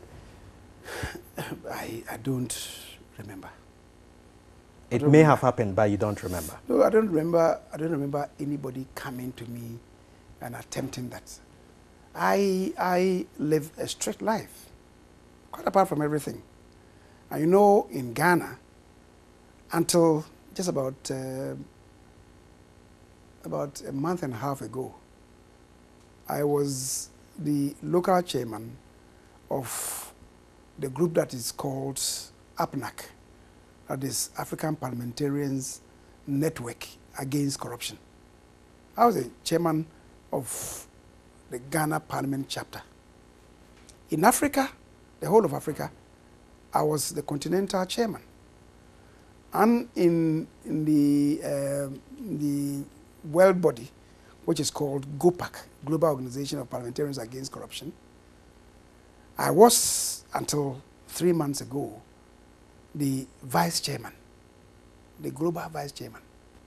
And we have our own code of conduct. I will not ever engage myself in that. Can never, you are incorruptible, that's the case. That's what you're saying. It's only God who is incorruptible. You are not. No, you never know. I mean, you want to apply yourself to rigid rules, but you don't tell yourself that I'm incorruptible. It's for people out there to judge you by your conduct, to say that, this man is incorruptible. You don't blow your own horn to say that I'm incorruptible. I try to live to a strict code, and I believe by God's grace I've been able to live by that, demonstrably. We're having a conversation earlier about some of the very trending conversations recently. One of them relates to the double salary saga involving some members of parliament, also ex-ministers in ex-President John Dramani Mahama's administration. When that matter came up, it emerged that a private conversation had taken place between the minority leader, Haruna Iddrisu, and President Akufo-Addo. The minority leader had reason to question why you would put out those details of those conversations with the president. You thought that was appropriate to have discussed that publicly? I didn't put out details. The details relating to the fact that at least they had attempted to ask the president to intervene. Those were details of the conversation. I don't know what you mean by details. It was the general issue that I raised. I didn't talk about details. Was it proper to have put that out? What is improper the about minority that? leader What is improper about that? Look, in any cultured democracy, the minority leader should have access to the president. I didn't have that benefit. You never had access? I didn't have that benefit of President Mills calling me to meet me one-on-one. I never. Not even once? Not even once. Not even once. Not even my own friend and colleague, John Dramani Mahama, when he became president. You tried reaching out to him? You tried meeting on a couple of occasions, him? On a couple of occasions, I said to him that it's important where we are going as a nation that he creates space for us to dialogue on critical issues. It never happened. It never happened. And even ex-President Mahama. That's what I'm saying, President Mahama. It never happened. Look, anybody who observed his presentation of his last message on the state of the nation, President Mahama, when he finished and he was greeting us, he got to me, he stayed there for some time, I told him something, and it had to do with these matters. He stood there momentarily and then said something to me in response to what I had said. He recognized that it wasn't good enough, but it had gone, right? I, with the presidency of President Akufo-Addo, who himself is also a former member of parliament, and I've reminded him that it's important that he creates space to meet us all in leadership and possibly to also find space to meet the minority. We have had occasion to do that as a group. He's met us before. He's met us before. What's wrong with that? And the other day when we met, and the minority leader signaled, I mean, we were having some discussion, some conversation, and he said he wanted to raise with the president. The president came, he whispered to him, he held the president's hand. The two of them entered the room. They had some discussion. Corbyn has discussions with one-on-one with Theresa May. What is wrong with that? I'm surprised at us because a minority leader engages the president and people instantly conclude, oh, it's a sellout. I think it's most obnoxious. And yet we are the same people crying that the winner takes all is not good. The president should have dialogue with the losers, or if I should say, the non-winners. Little space is created for the president to meet the minority leader, and it's a sellout. I can't understand this. No, let's be charitable to one another. The fact that the minority leader has met the president means that he has sold out. He hasn't. And if a matter comes up and is being discussed, and he wants maybe to state his side of the story to the president, what of that? Talking about the president and the presidency, recently there's been a lot of talk about the number of staffers at the presidency. Of course, this is not a new conversation. Under ex-president and the late president John Evans Atta Mills, this came up. Under ex-president John Dramani Mahama, this conversation came up. The CDD Ghana, Center for Democratic Development, Imani Africa, have all had reason to question the number of staffers under the presidency. In fact, in a statement recently released by the CDD, they are asking Parliament to urge the presidency to review the numbers, to also demand, Parliament, demand the specific roles of some of these staffers, plus how much they are making. Is that something Parliament is going to do? First of all, I don't doubt the principle that the CDD will want to establish. I want to believe that is well-intentioned, but anything that Parliament does must be rooted in statute. What information that the president transmits to us with respect to the number of staffers? Is it for informational purposes, or is it for Parliament to debate and offer recommendations? He says, the CDD says it should not only be about information purposes. Parliament That should is why I'm talking about the statute. The law requires the presidency to submit this to the country, for the entirety of the country. For informational purposes. Through Parliament, right? The law requires the president to do that, and he has done that. Now, going forward, can we as a Parliament take a position that, no, this number is too small to achieve what you want to do, or this number is too huge to achieve what you want to do, and that the nation is going to spend extra on them? We don't require this number, bring it down. Is Parliament clothed with the authority to do that? Look at the statute. So that is why I said, whereas I may agree with the principle, the statute should be the guiding principle. You know, some people have even said that the Constitution provides for a certain number for cabinet ministerial appointments, a maximum number, a minimum number.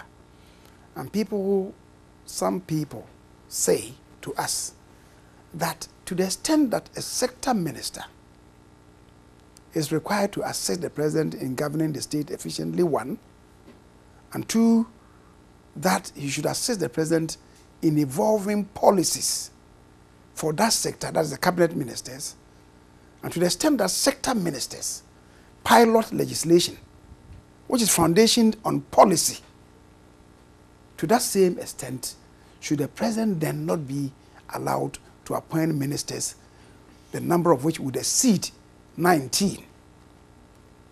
That makes some sense. Is that where we want to go?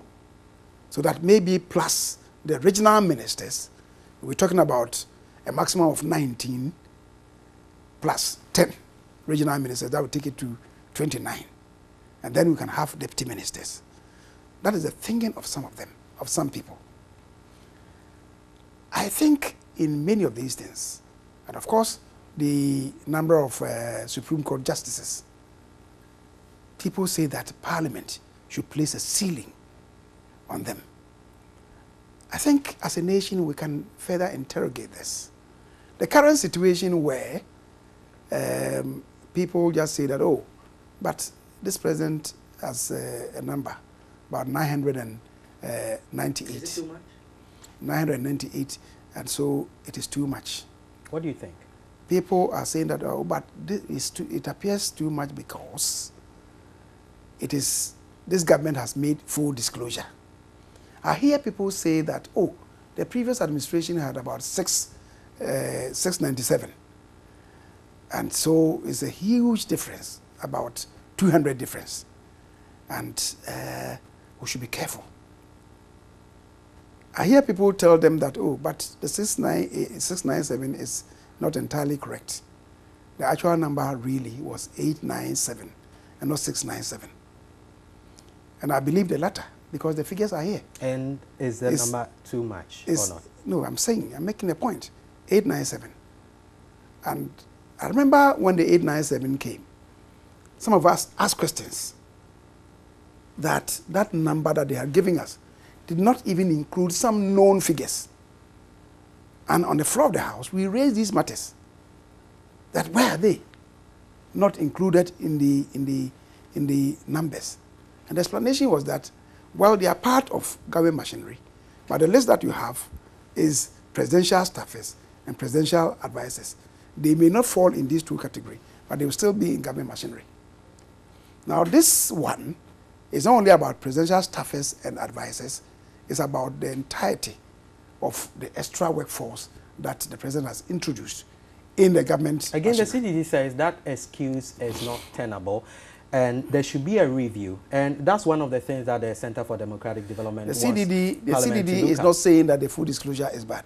Not at all, but I'm saying... Good. So the issue that I raised, and you saying that again the CDD does not agree with that, it's not correct. The CDD is saying, but what is saying, hold on for me, sir.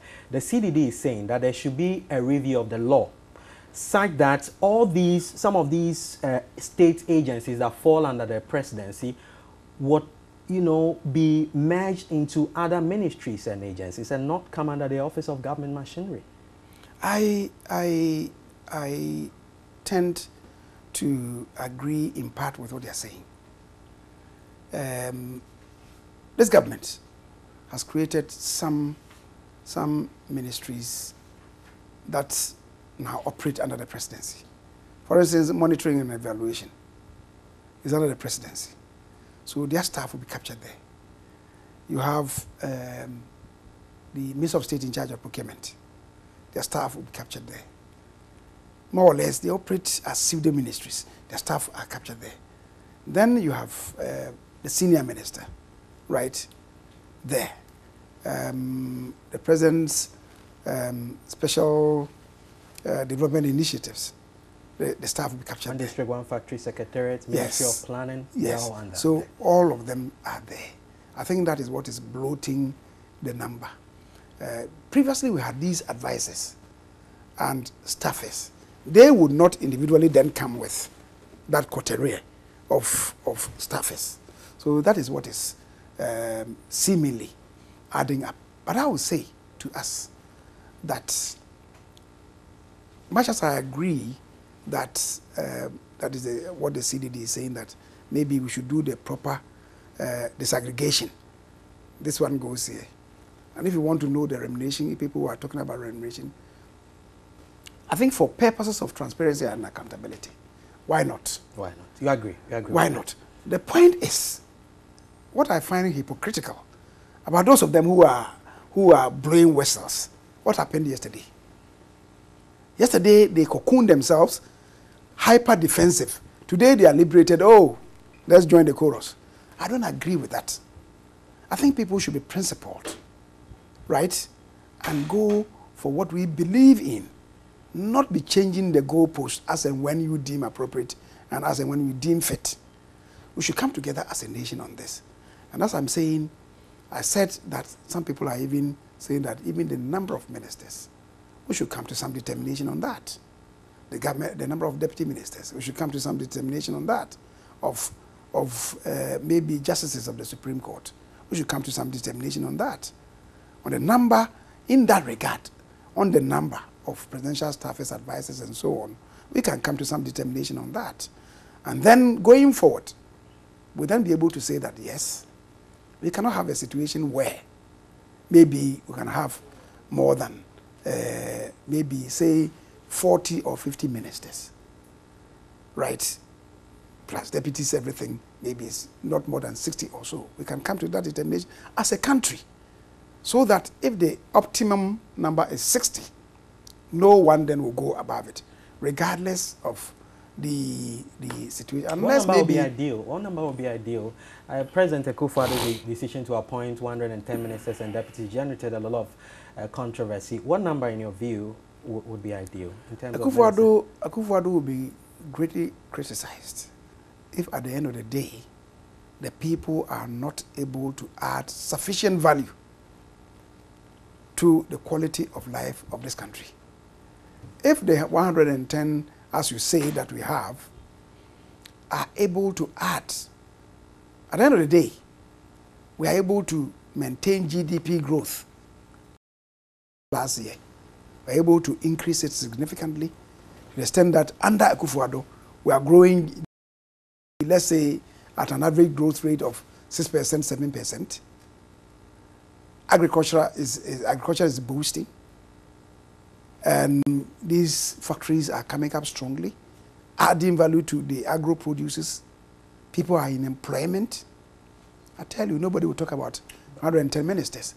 But if, on the other hand, the quality of life does not improve significantly, he will come under the gavel. That, what did these people achieve? So we have the positives and the negatives. Let's see at the end of Do you have an idea of what an ideal number could be? Because in successive governments there have been conversations, again, about the number of appointees, huge numbers, recently 110 ministers, deputies. Should there be an ideal number? You have an idea of that? It's something that we should have a conversation on as a country. But I think that we could derive the numbers from the Constitution. And I buy into those people's ideas who say that to the extent that a minister who comes with a bill to Parliament, who pilots any bill with Parliament, is supposed to formulate a policy. If you're not a cabinet minister, you have nothing doing with policy formulation. Right? And to that extent, people are saying that there is an imposition by the Constitution to the extent that you cannot have more than 19 cabinet ministers. In much the same way, you cannot have more than 19 ministers manning the sectors. That then will call for maybe the coalescence of certain ministers, certain ministries, and creating desks in those areas for them. If you like to say that those ministers should be ministers of state within those ministries or deputy ministers, so be it. But I think it's something that we should have a national conversation on, so that that measuring rod is not only applied to it's not applied only to the MPP, but all successive governments and administrations. To me, the to and fro's has become too many. On social media today, our president has gained a new title, a new nickname, King Promise. And that's simply because his critics say he has failed to, fulfill a number of the promises he made. In August 2017, President Akufo-Addo promised that by the end of last year, 51 factories would have been constructed. It will begin, actually. He also, prior to the 2016 general election, there was a promise of one village, one dam. Not even one dam has been constructed, according to his strictest, from what we know. The provision of a national ID card, various timelines have been missed. We can go on and on. 110 ministers and deputies. This was supposed to be a decision that would deal with the slow pace of governance. In fact, he says he's a man in a hurry. Supersonic speed this year. We've not seen that, according to some Ghanaians. Well, it takes one person to manufacture something, and then it will attract bees, right? I want to imagine that the King Promise title that you are saying, I have not heard it, would have been manufactured by one of the critics, and because maybe it's musical to you, you are quoting it to me. Tomorrow, many people, and I bet 99% of them will be from the opposition figures, would feed on it. It doesn't mean that, they represent, a huge segment of the society. That's number one. The second thing about some of the promises that you have alluded to, that he said by the close of the year, about 51 factories would have started. What do we mean by start? What do you mean would have been constructed? Certainly, that is not the import of it. Only one we know at this point is in the incubation stage, a Kumfi factory, pineapple factory. We don't know of any other. That is started. That's not 51. What is would have started? What does it mean? How do you understand it? If I want to start a farm, I'll go for maybe the land, right? You go for the land, you go for maybe the resources to begin farming. So when government says that by the close of the year, 51 would have started, it didn't say would have started production. You, in your mind, you are configuring that when they say that you should see production. And yet that is not the case. However, I agree with you to some extent that by the close of 4 years of Akufo-Addo's regime, certainly we must see something concrete. Either they've started production or in advanced stages about nearing completion to start production in earnest, So that if by God's grace you last 8 years, at least you should have the spread out of these factories.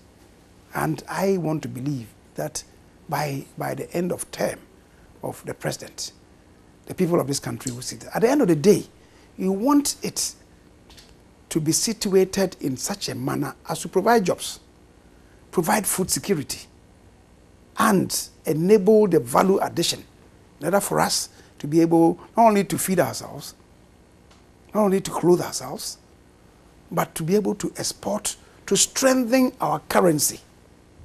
And then that will mark the beginning of the advancement in the living standards of our people. In 4 years, you are hopeful that the government would have fulfilled all its promises. I've not said so. I've not said. Don't get me wrong. We're embellishing a simple statement that I've made. That in 4 years, I'm saying that. In 4 years, I'm saying that the government would have fulfilled all its promises. I said in 4 years, you are hopeful that the government would have fulfilled all its promises. You are not hopeful? Nothing that I have said should give that government would have fulfilled all its promises. Underline all. I've not said so. Are you hopeful of that? I'm hopeful that government will do its best to register its presence in the lives of this country.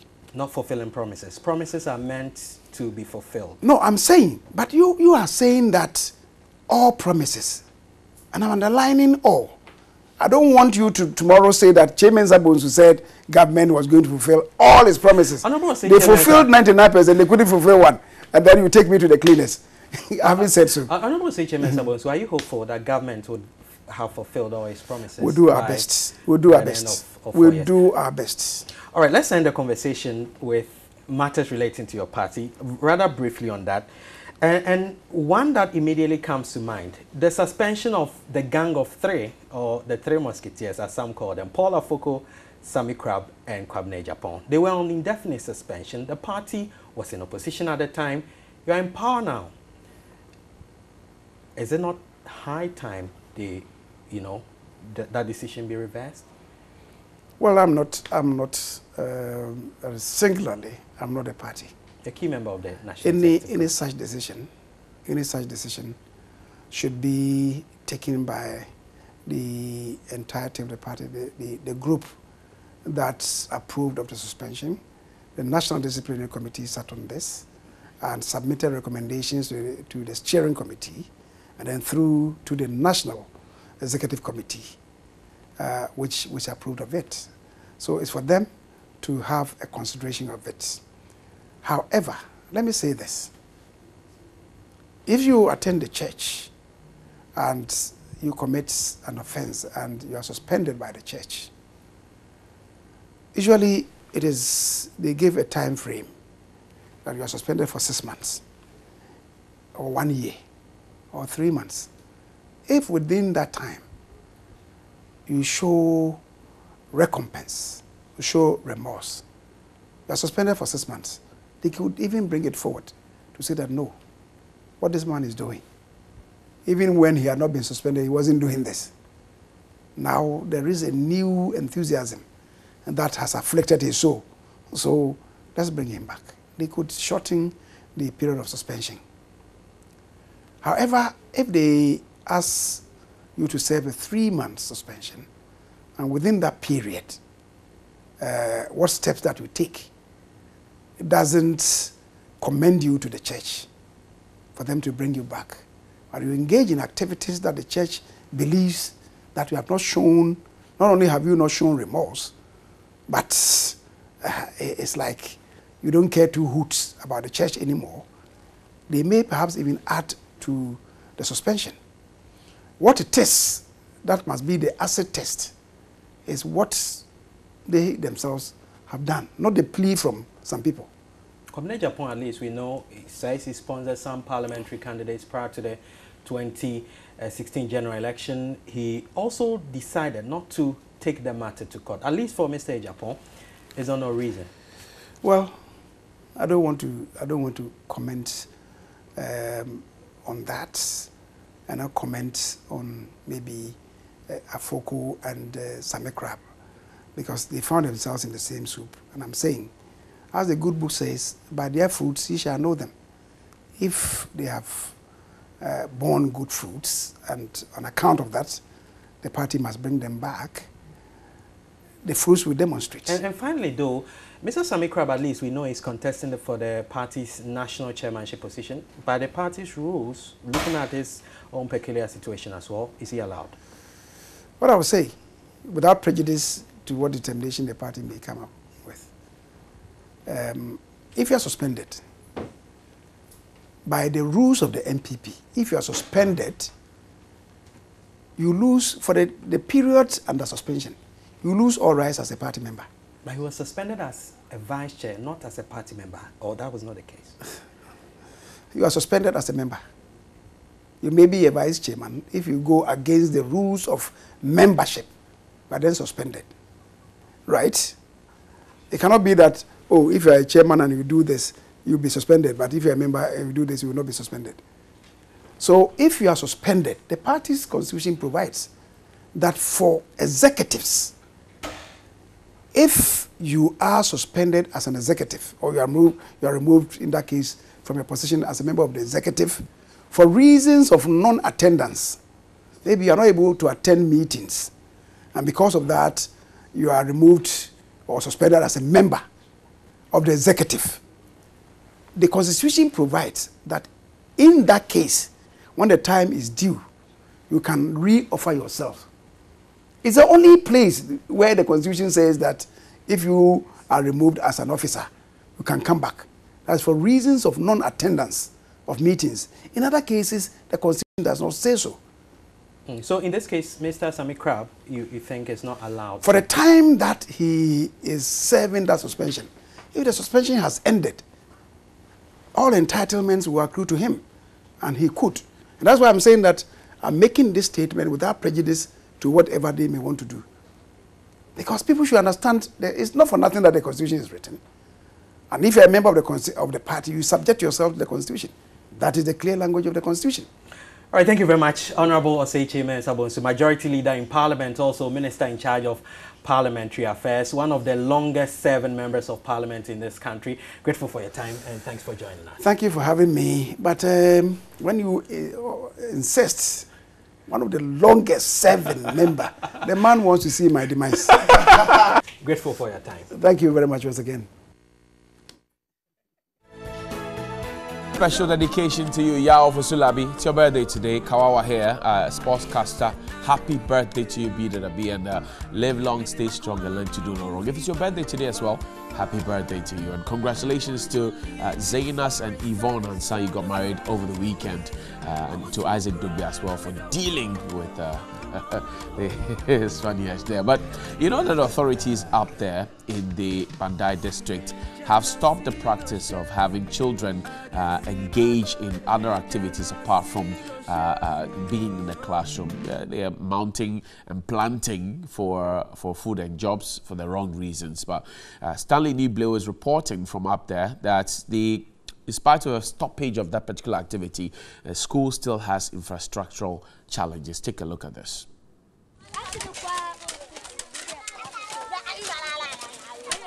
2 months ago, when the mission team visited the Kachilendo school, teachers were supervising pupils during school hours to mold yam mounds. Kindergarten pupils collected the debris after burning the cleared weeds.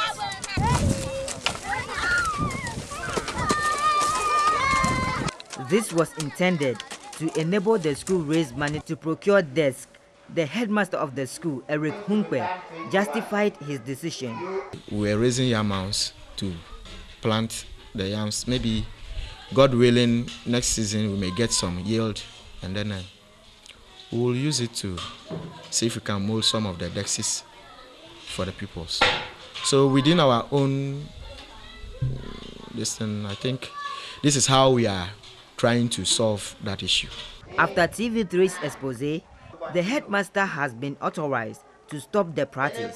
It's unfortunate that that particular teacher who made that statement, that they were using the children to actually do work to get money to get furniture for the school, was a complete lie.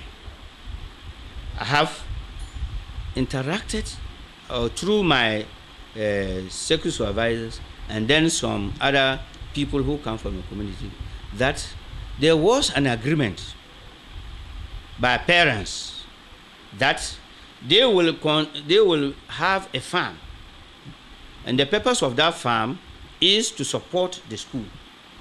Why don't you ask the parents to come and do the work, and you are sending the children during contact hours to do the work? The circuit supervisor admitted that the school is saddled with challenges, but emphasized that engaging pupils on farms to raise funds is wrong. It will not be good that we coerce the head teacher to abandon the farm. What we advised was that the establishment of the farm is good, but the children themselves should not be used to do the work. The headmaster of the school, who spoke off camera, vowed not to use the pupils on the 2-acre yam farm.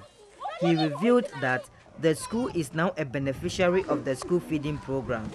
Meanwhile, pupils of Kachilendo School still use pieces of desk. KG 1 and 2 pupils sit on dusty floor, although portions of the floor had been screeded. In the midst of lack of resources and logistics, authorities of the school are doing their best to ensure that pupils have a better place to sit and to go about their academic activities, although they lack furniture.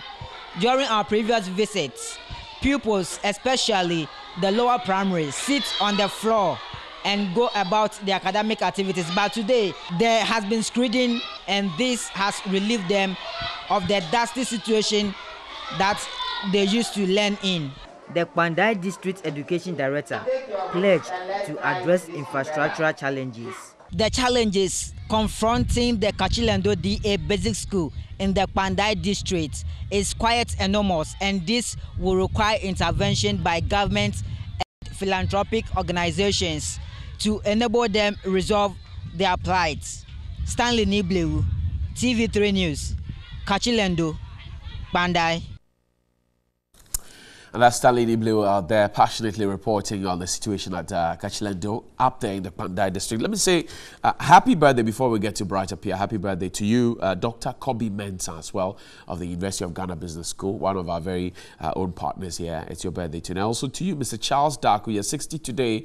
You bow out of public service from VRA to Tallow Oil. It's a happy birthday to you from Mr. Peter Akwe and his family. So, Mr. Bright Up Here, welcome. Thank you very much. And this is a conversation that's brought to you by the Star Ghana project as part of our Missions Ghana initiative, funding from the USAID, Danida, the UKAID, and the European Union. Mr. Bright Up Here is head of Charles Wright International Chief. So this is an update. Good news, bad news?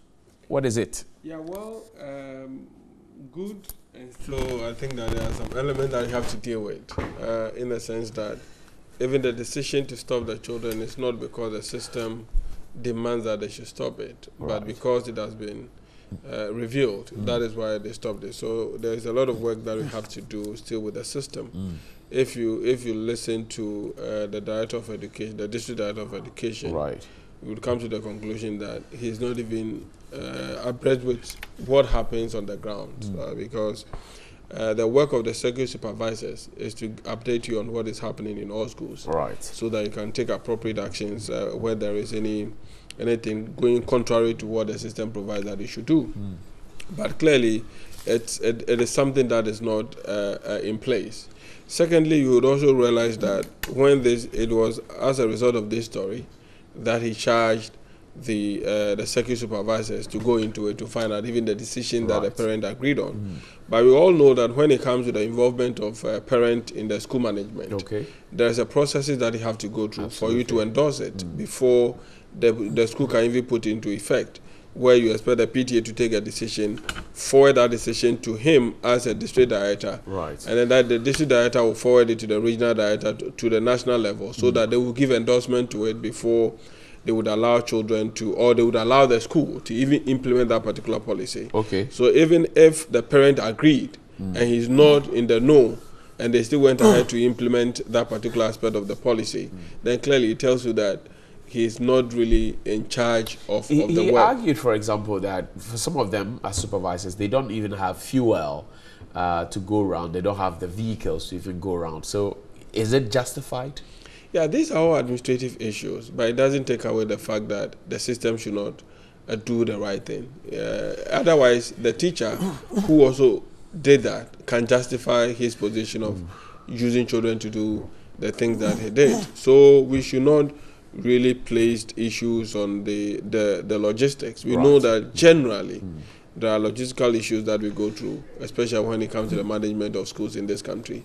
Because, for instance, schools are supposed to carry audit. The Ministry of Education is supposed to carry audit on all schools to find out schools that are in a good condition, the number of chairs, desks that will require to be able to do what you are supposed to do in our school, the textbook that we need and all that. But for some time now, over the years, we've not carried out any audit in the management of schools in this country. So clearly, if you really want to make the argument that people are not doing what they are supposed to do, then we can even make the same argument at the national level. So we have to really see how best we can deal with issues relating to school management and how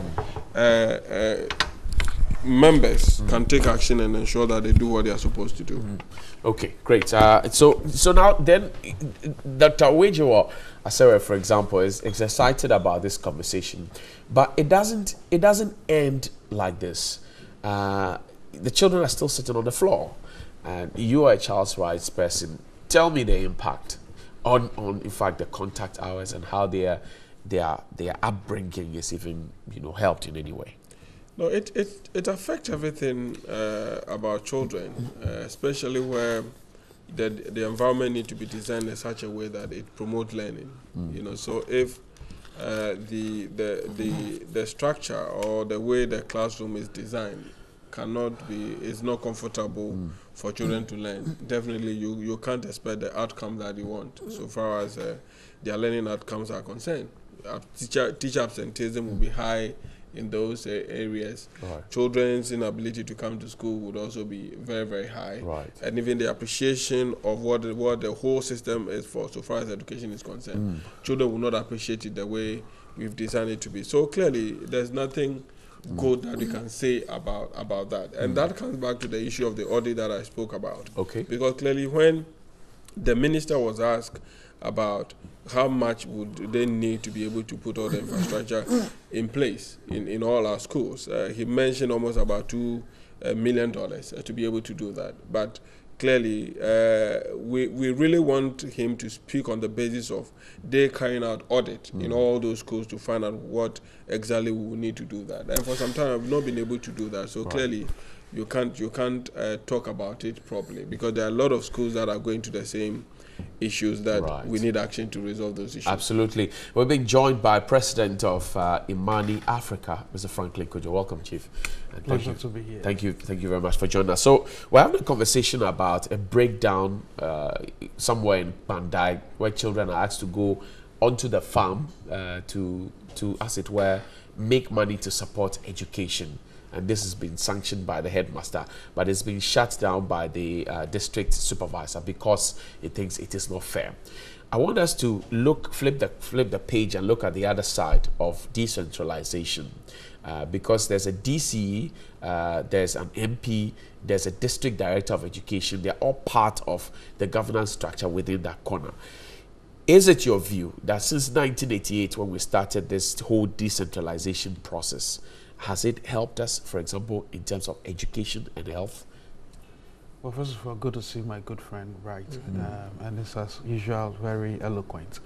Let me say that your first question is an interesting one, but I think that it speaks to the issues around availability of resources. If a headmaster in his own wisdom believes that some people ought to do some labor in order to, as it were, support the school system. Of course, if that's the background, really. Is that the background? That's the background. All right, okay. Then presumably there's a critical resource need that ought to be looked at. Of course, the issues about child labor may also be examined. But it brings to the fore the national policies that have been adopted as we speak in order to make education accessible for everybody. Some people have argued, including ourselves, that we need to look at the issue of resource allocation properly. and resource allocation, not necessarily from the kitty of the government, because governments can do just so much and not everything. There's a certain sense that parents may be willing to come along with some of the costs. Okay. I suspect that is what might have informed the headmaster. By the way, this is not the only headmaster who's asked pupils to perform some kinds of tasks. That's correct. Remember, some headmasters try to be innovative because they believe that even under the free system, there are still challenges, and wanted parents to pick up some of the tabs, but they were muzzled and shut down. It is all good when the government wants to ensure that everybody, a flagship project, everybody must enjoy. But the reality really is the government can't do all. So back to the question, which also has to do with the, well, of course, decentralization, which is where all these things sit. But the idea is that if you decentralize enough, really, the decentralization itself should be able to pay off.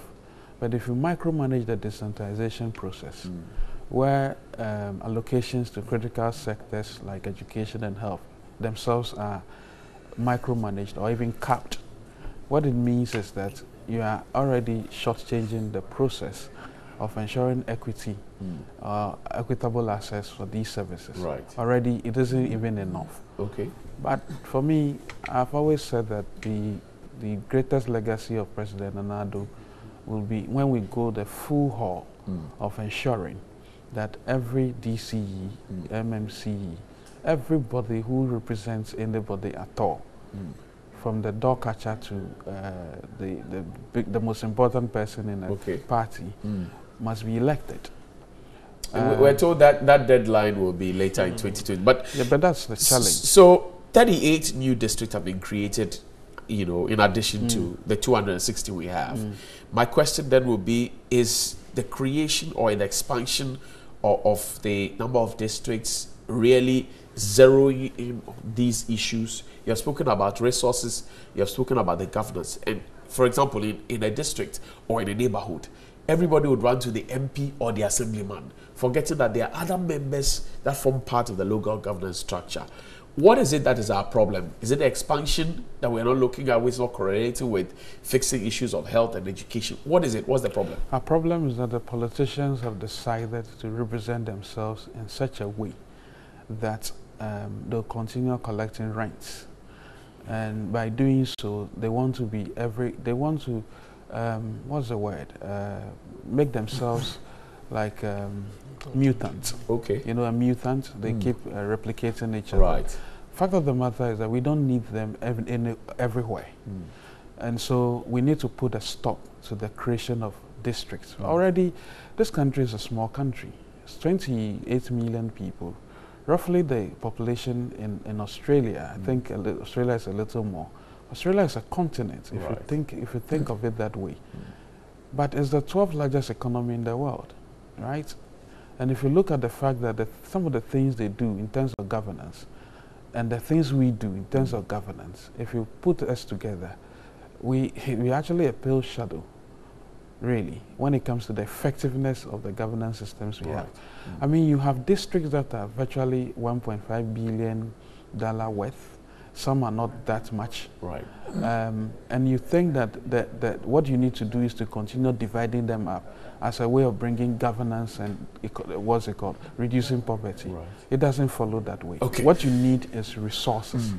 And to the extent that these already existing districts should be allowed, right, to determine their own future with some minimal support from the state, that would be the unraveling of the whole conversations around poverty. We cannot continue dicing up the country into bits and pieces and think that that is the way to make the country more developed.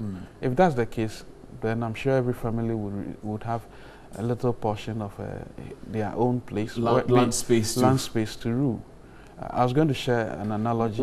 You were telling me about a certain expose that you wanted to put out. Oh, no, an analogy. An analogy, the way we are dividing up the country into bits and pieces. See, in the 70s, there's a famous economist, an American economist, Nobel laureate, by the way, Milton Friedman, who went to China and then found out that the Chinese road engineers had given shovels to Chinese workers to dig pits in the hope that they'll construct roads. And then he asked them, well, in this day and age, as of the 1970s, there were tractors. Okay. And he said, why don't you use tractors to make it faster?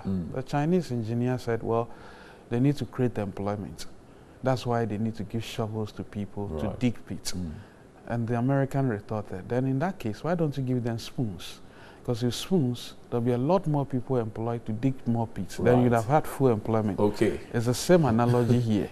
You think that by dividing up the country, you bring development. When it's a question of efficiency, right, of governance, not dicing up the country. If that's the case, as I suggested to you, let's go and get a piece of the land and control it as well, and resources will come closer to us. I don't think it is the best way to go at all. Right. Let me bring you in now. So there's the central government, there's local governance. What are we to have? Cooperation or competition? And what do you see? Yeah, for me, I don't really play my attention on the two things that you have mentioned. Cooperation is a normal thing that you have to do within the decentralization process. Does it happen? It doesn't, because sometimes you see even a department under the judicial assemblies where they are not coordinating to do what they are supposed to do. So clearly, it is something that we need to do to ensure that at least that coordination exists. But the whole point is that what is the essence of decentralization?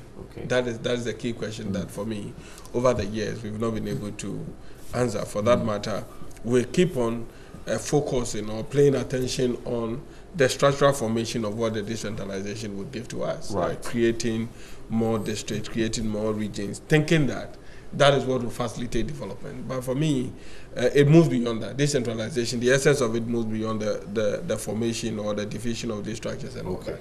See, the essence of all this is to provide service to the people.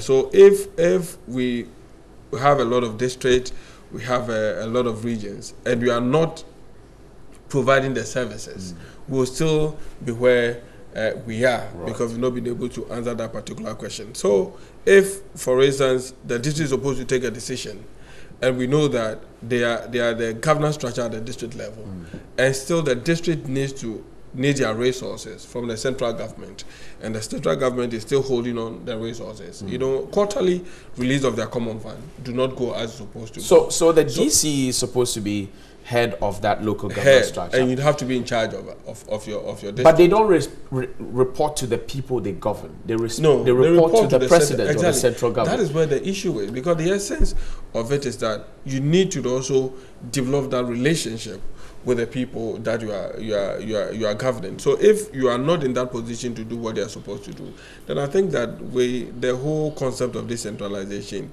we need to open it up and for people to understand the concept of it. Because now, even if you look at the behavior of political parties in terms of even ruling within their own system, you realize that coordination is not even there. People feel that even within one political party, you see the kind of divisions, because you expect people to express their opinion, but they need to follow a certain structure in making their argument. But you realize that even within the same party where you'd also express some level of decentralization, you don't see that coming out to play in terms of their behavior and their conduct. So clearly that has also permeated into our administrative structure that we've set up, which of course most of it is appointed by the president in terms of it governing structures and all that. But the people must be in charge. Frankly, raises the question of having to vote for these people. Is that an opinion you share as well? Yeah, for me, the voting is very important. But even to vote, I've followed some political, I did political system when I was doing my master's. So clearly, you realize that the kind of concept that we are promoting here is not really assisting us in terms of what exactly we call democratic processes for people to do what they are supposed to do. But if we want to elect these people, it's a fair idea, because the people must be in charge of it.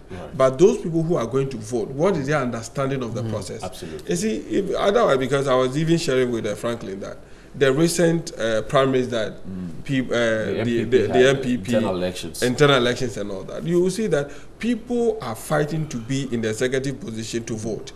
And their understanding is that when they have the power to vote, then they can attract resources to themselves. So the whole concept that they have is very, very important, and we need to let people understand that the whole decentralization process is not for a political agenda to bargain your own space, but to provide services to people.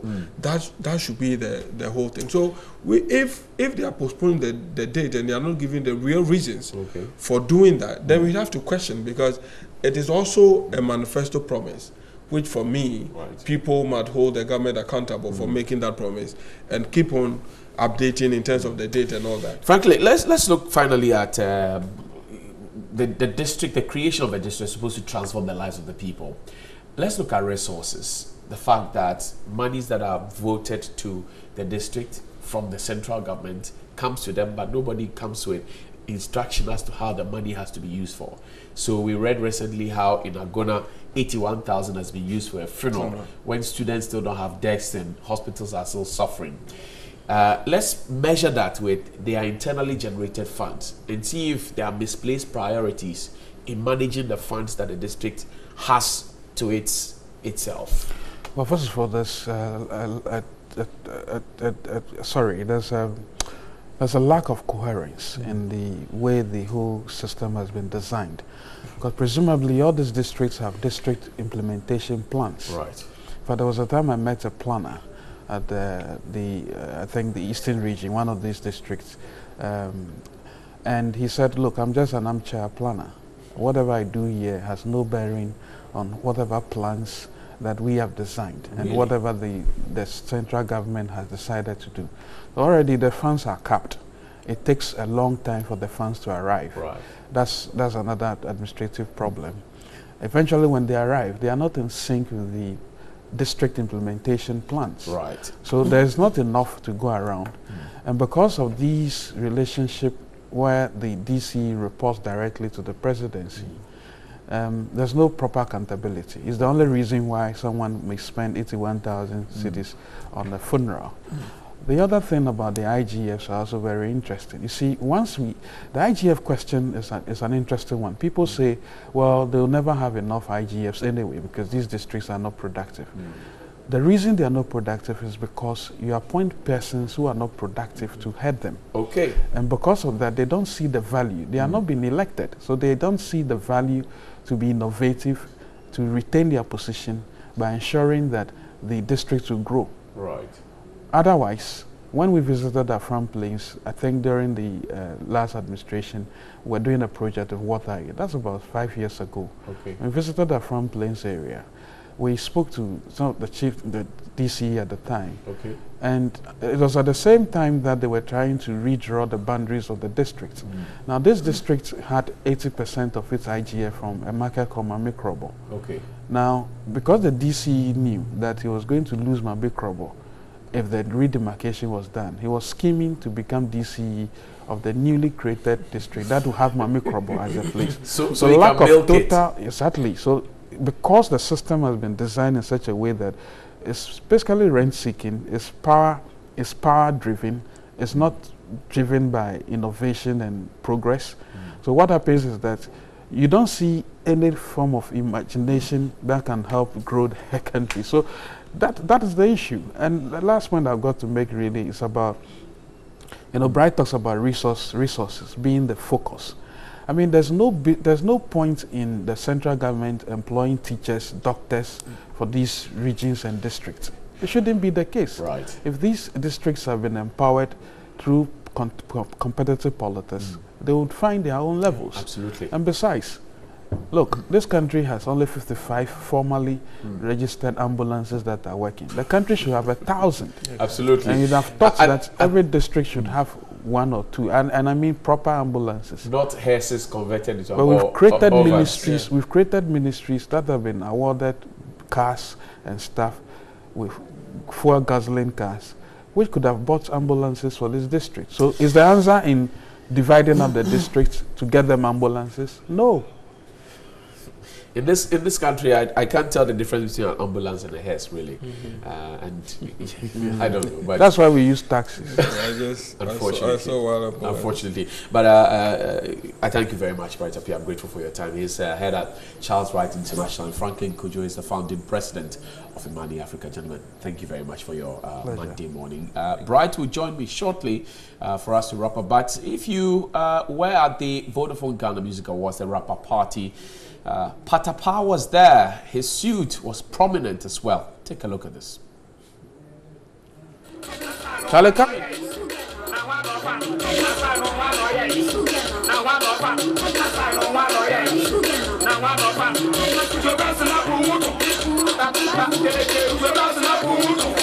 Oh, we say Patapaa, yeah. Oh, Satan about France all the time. No more. I hit no me mother down.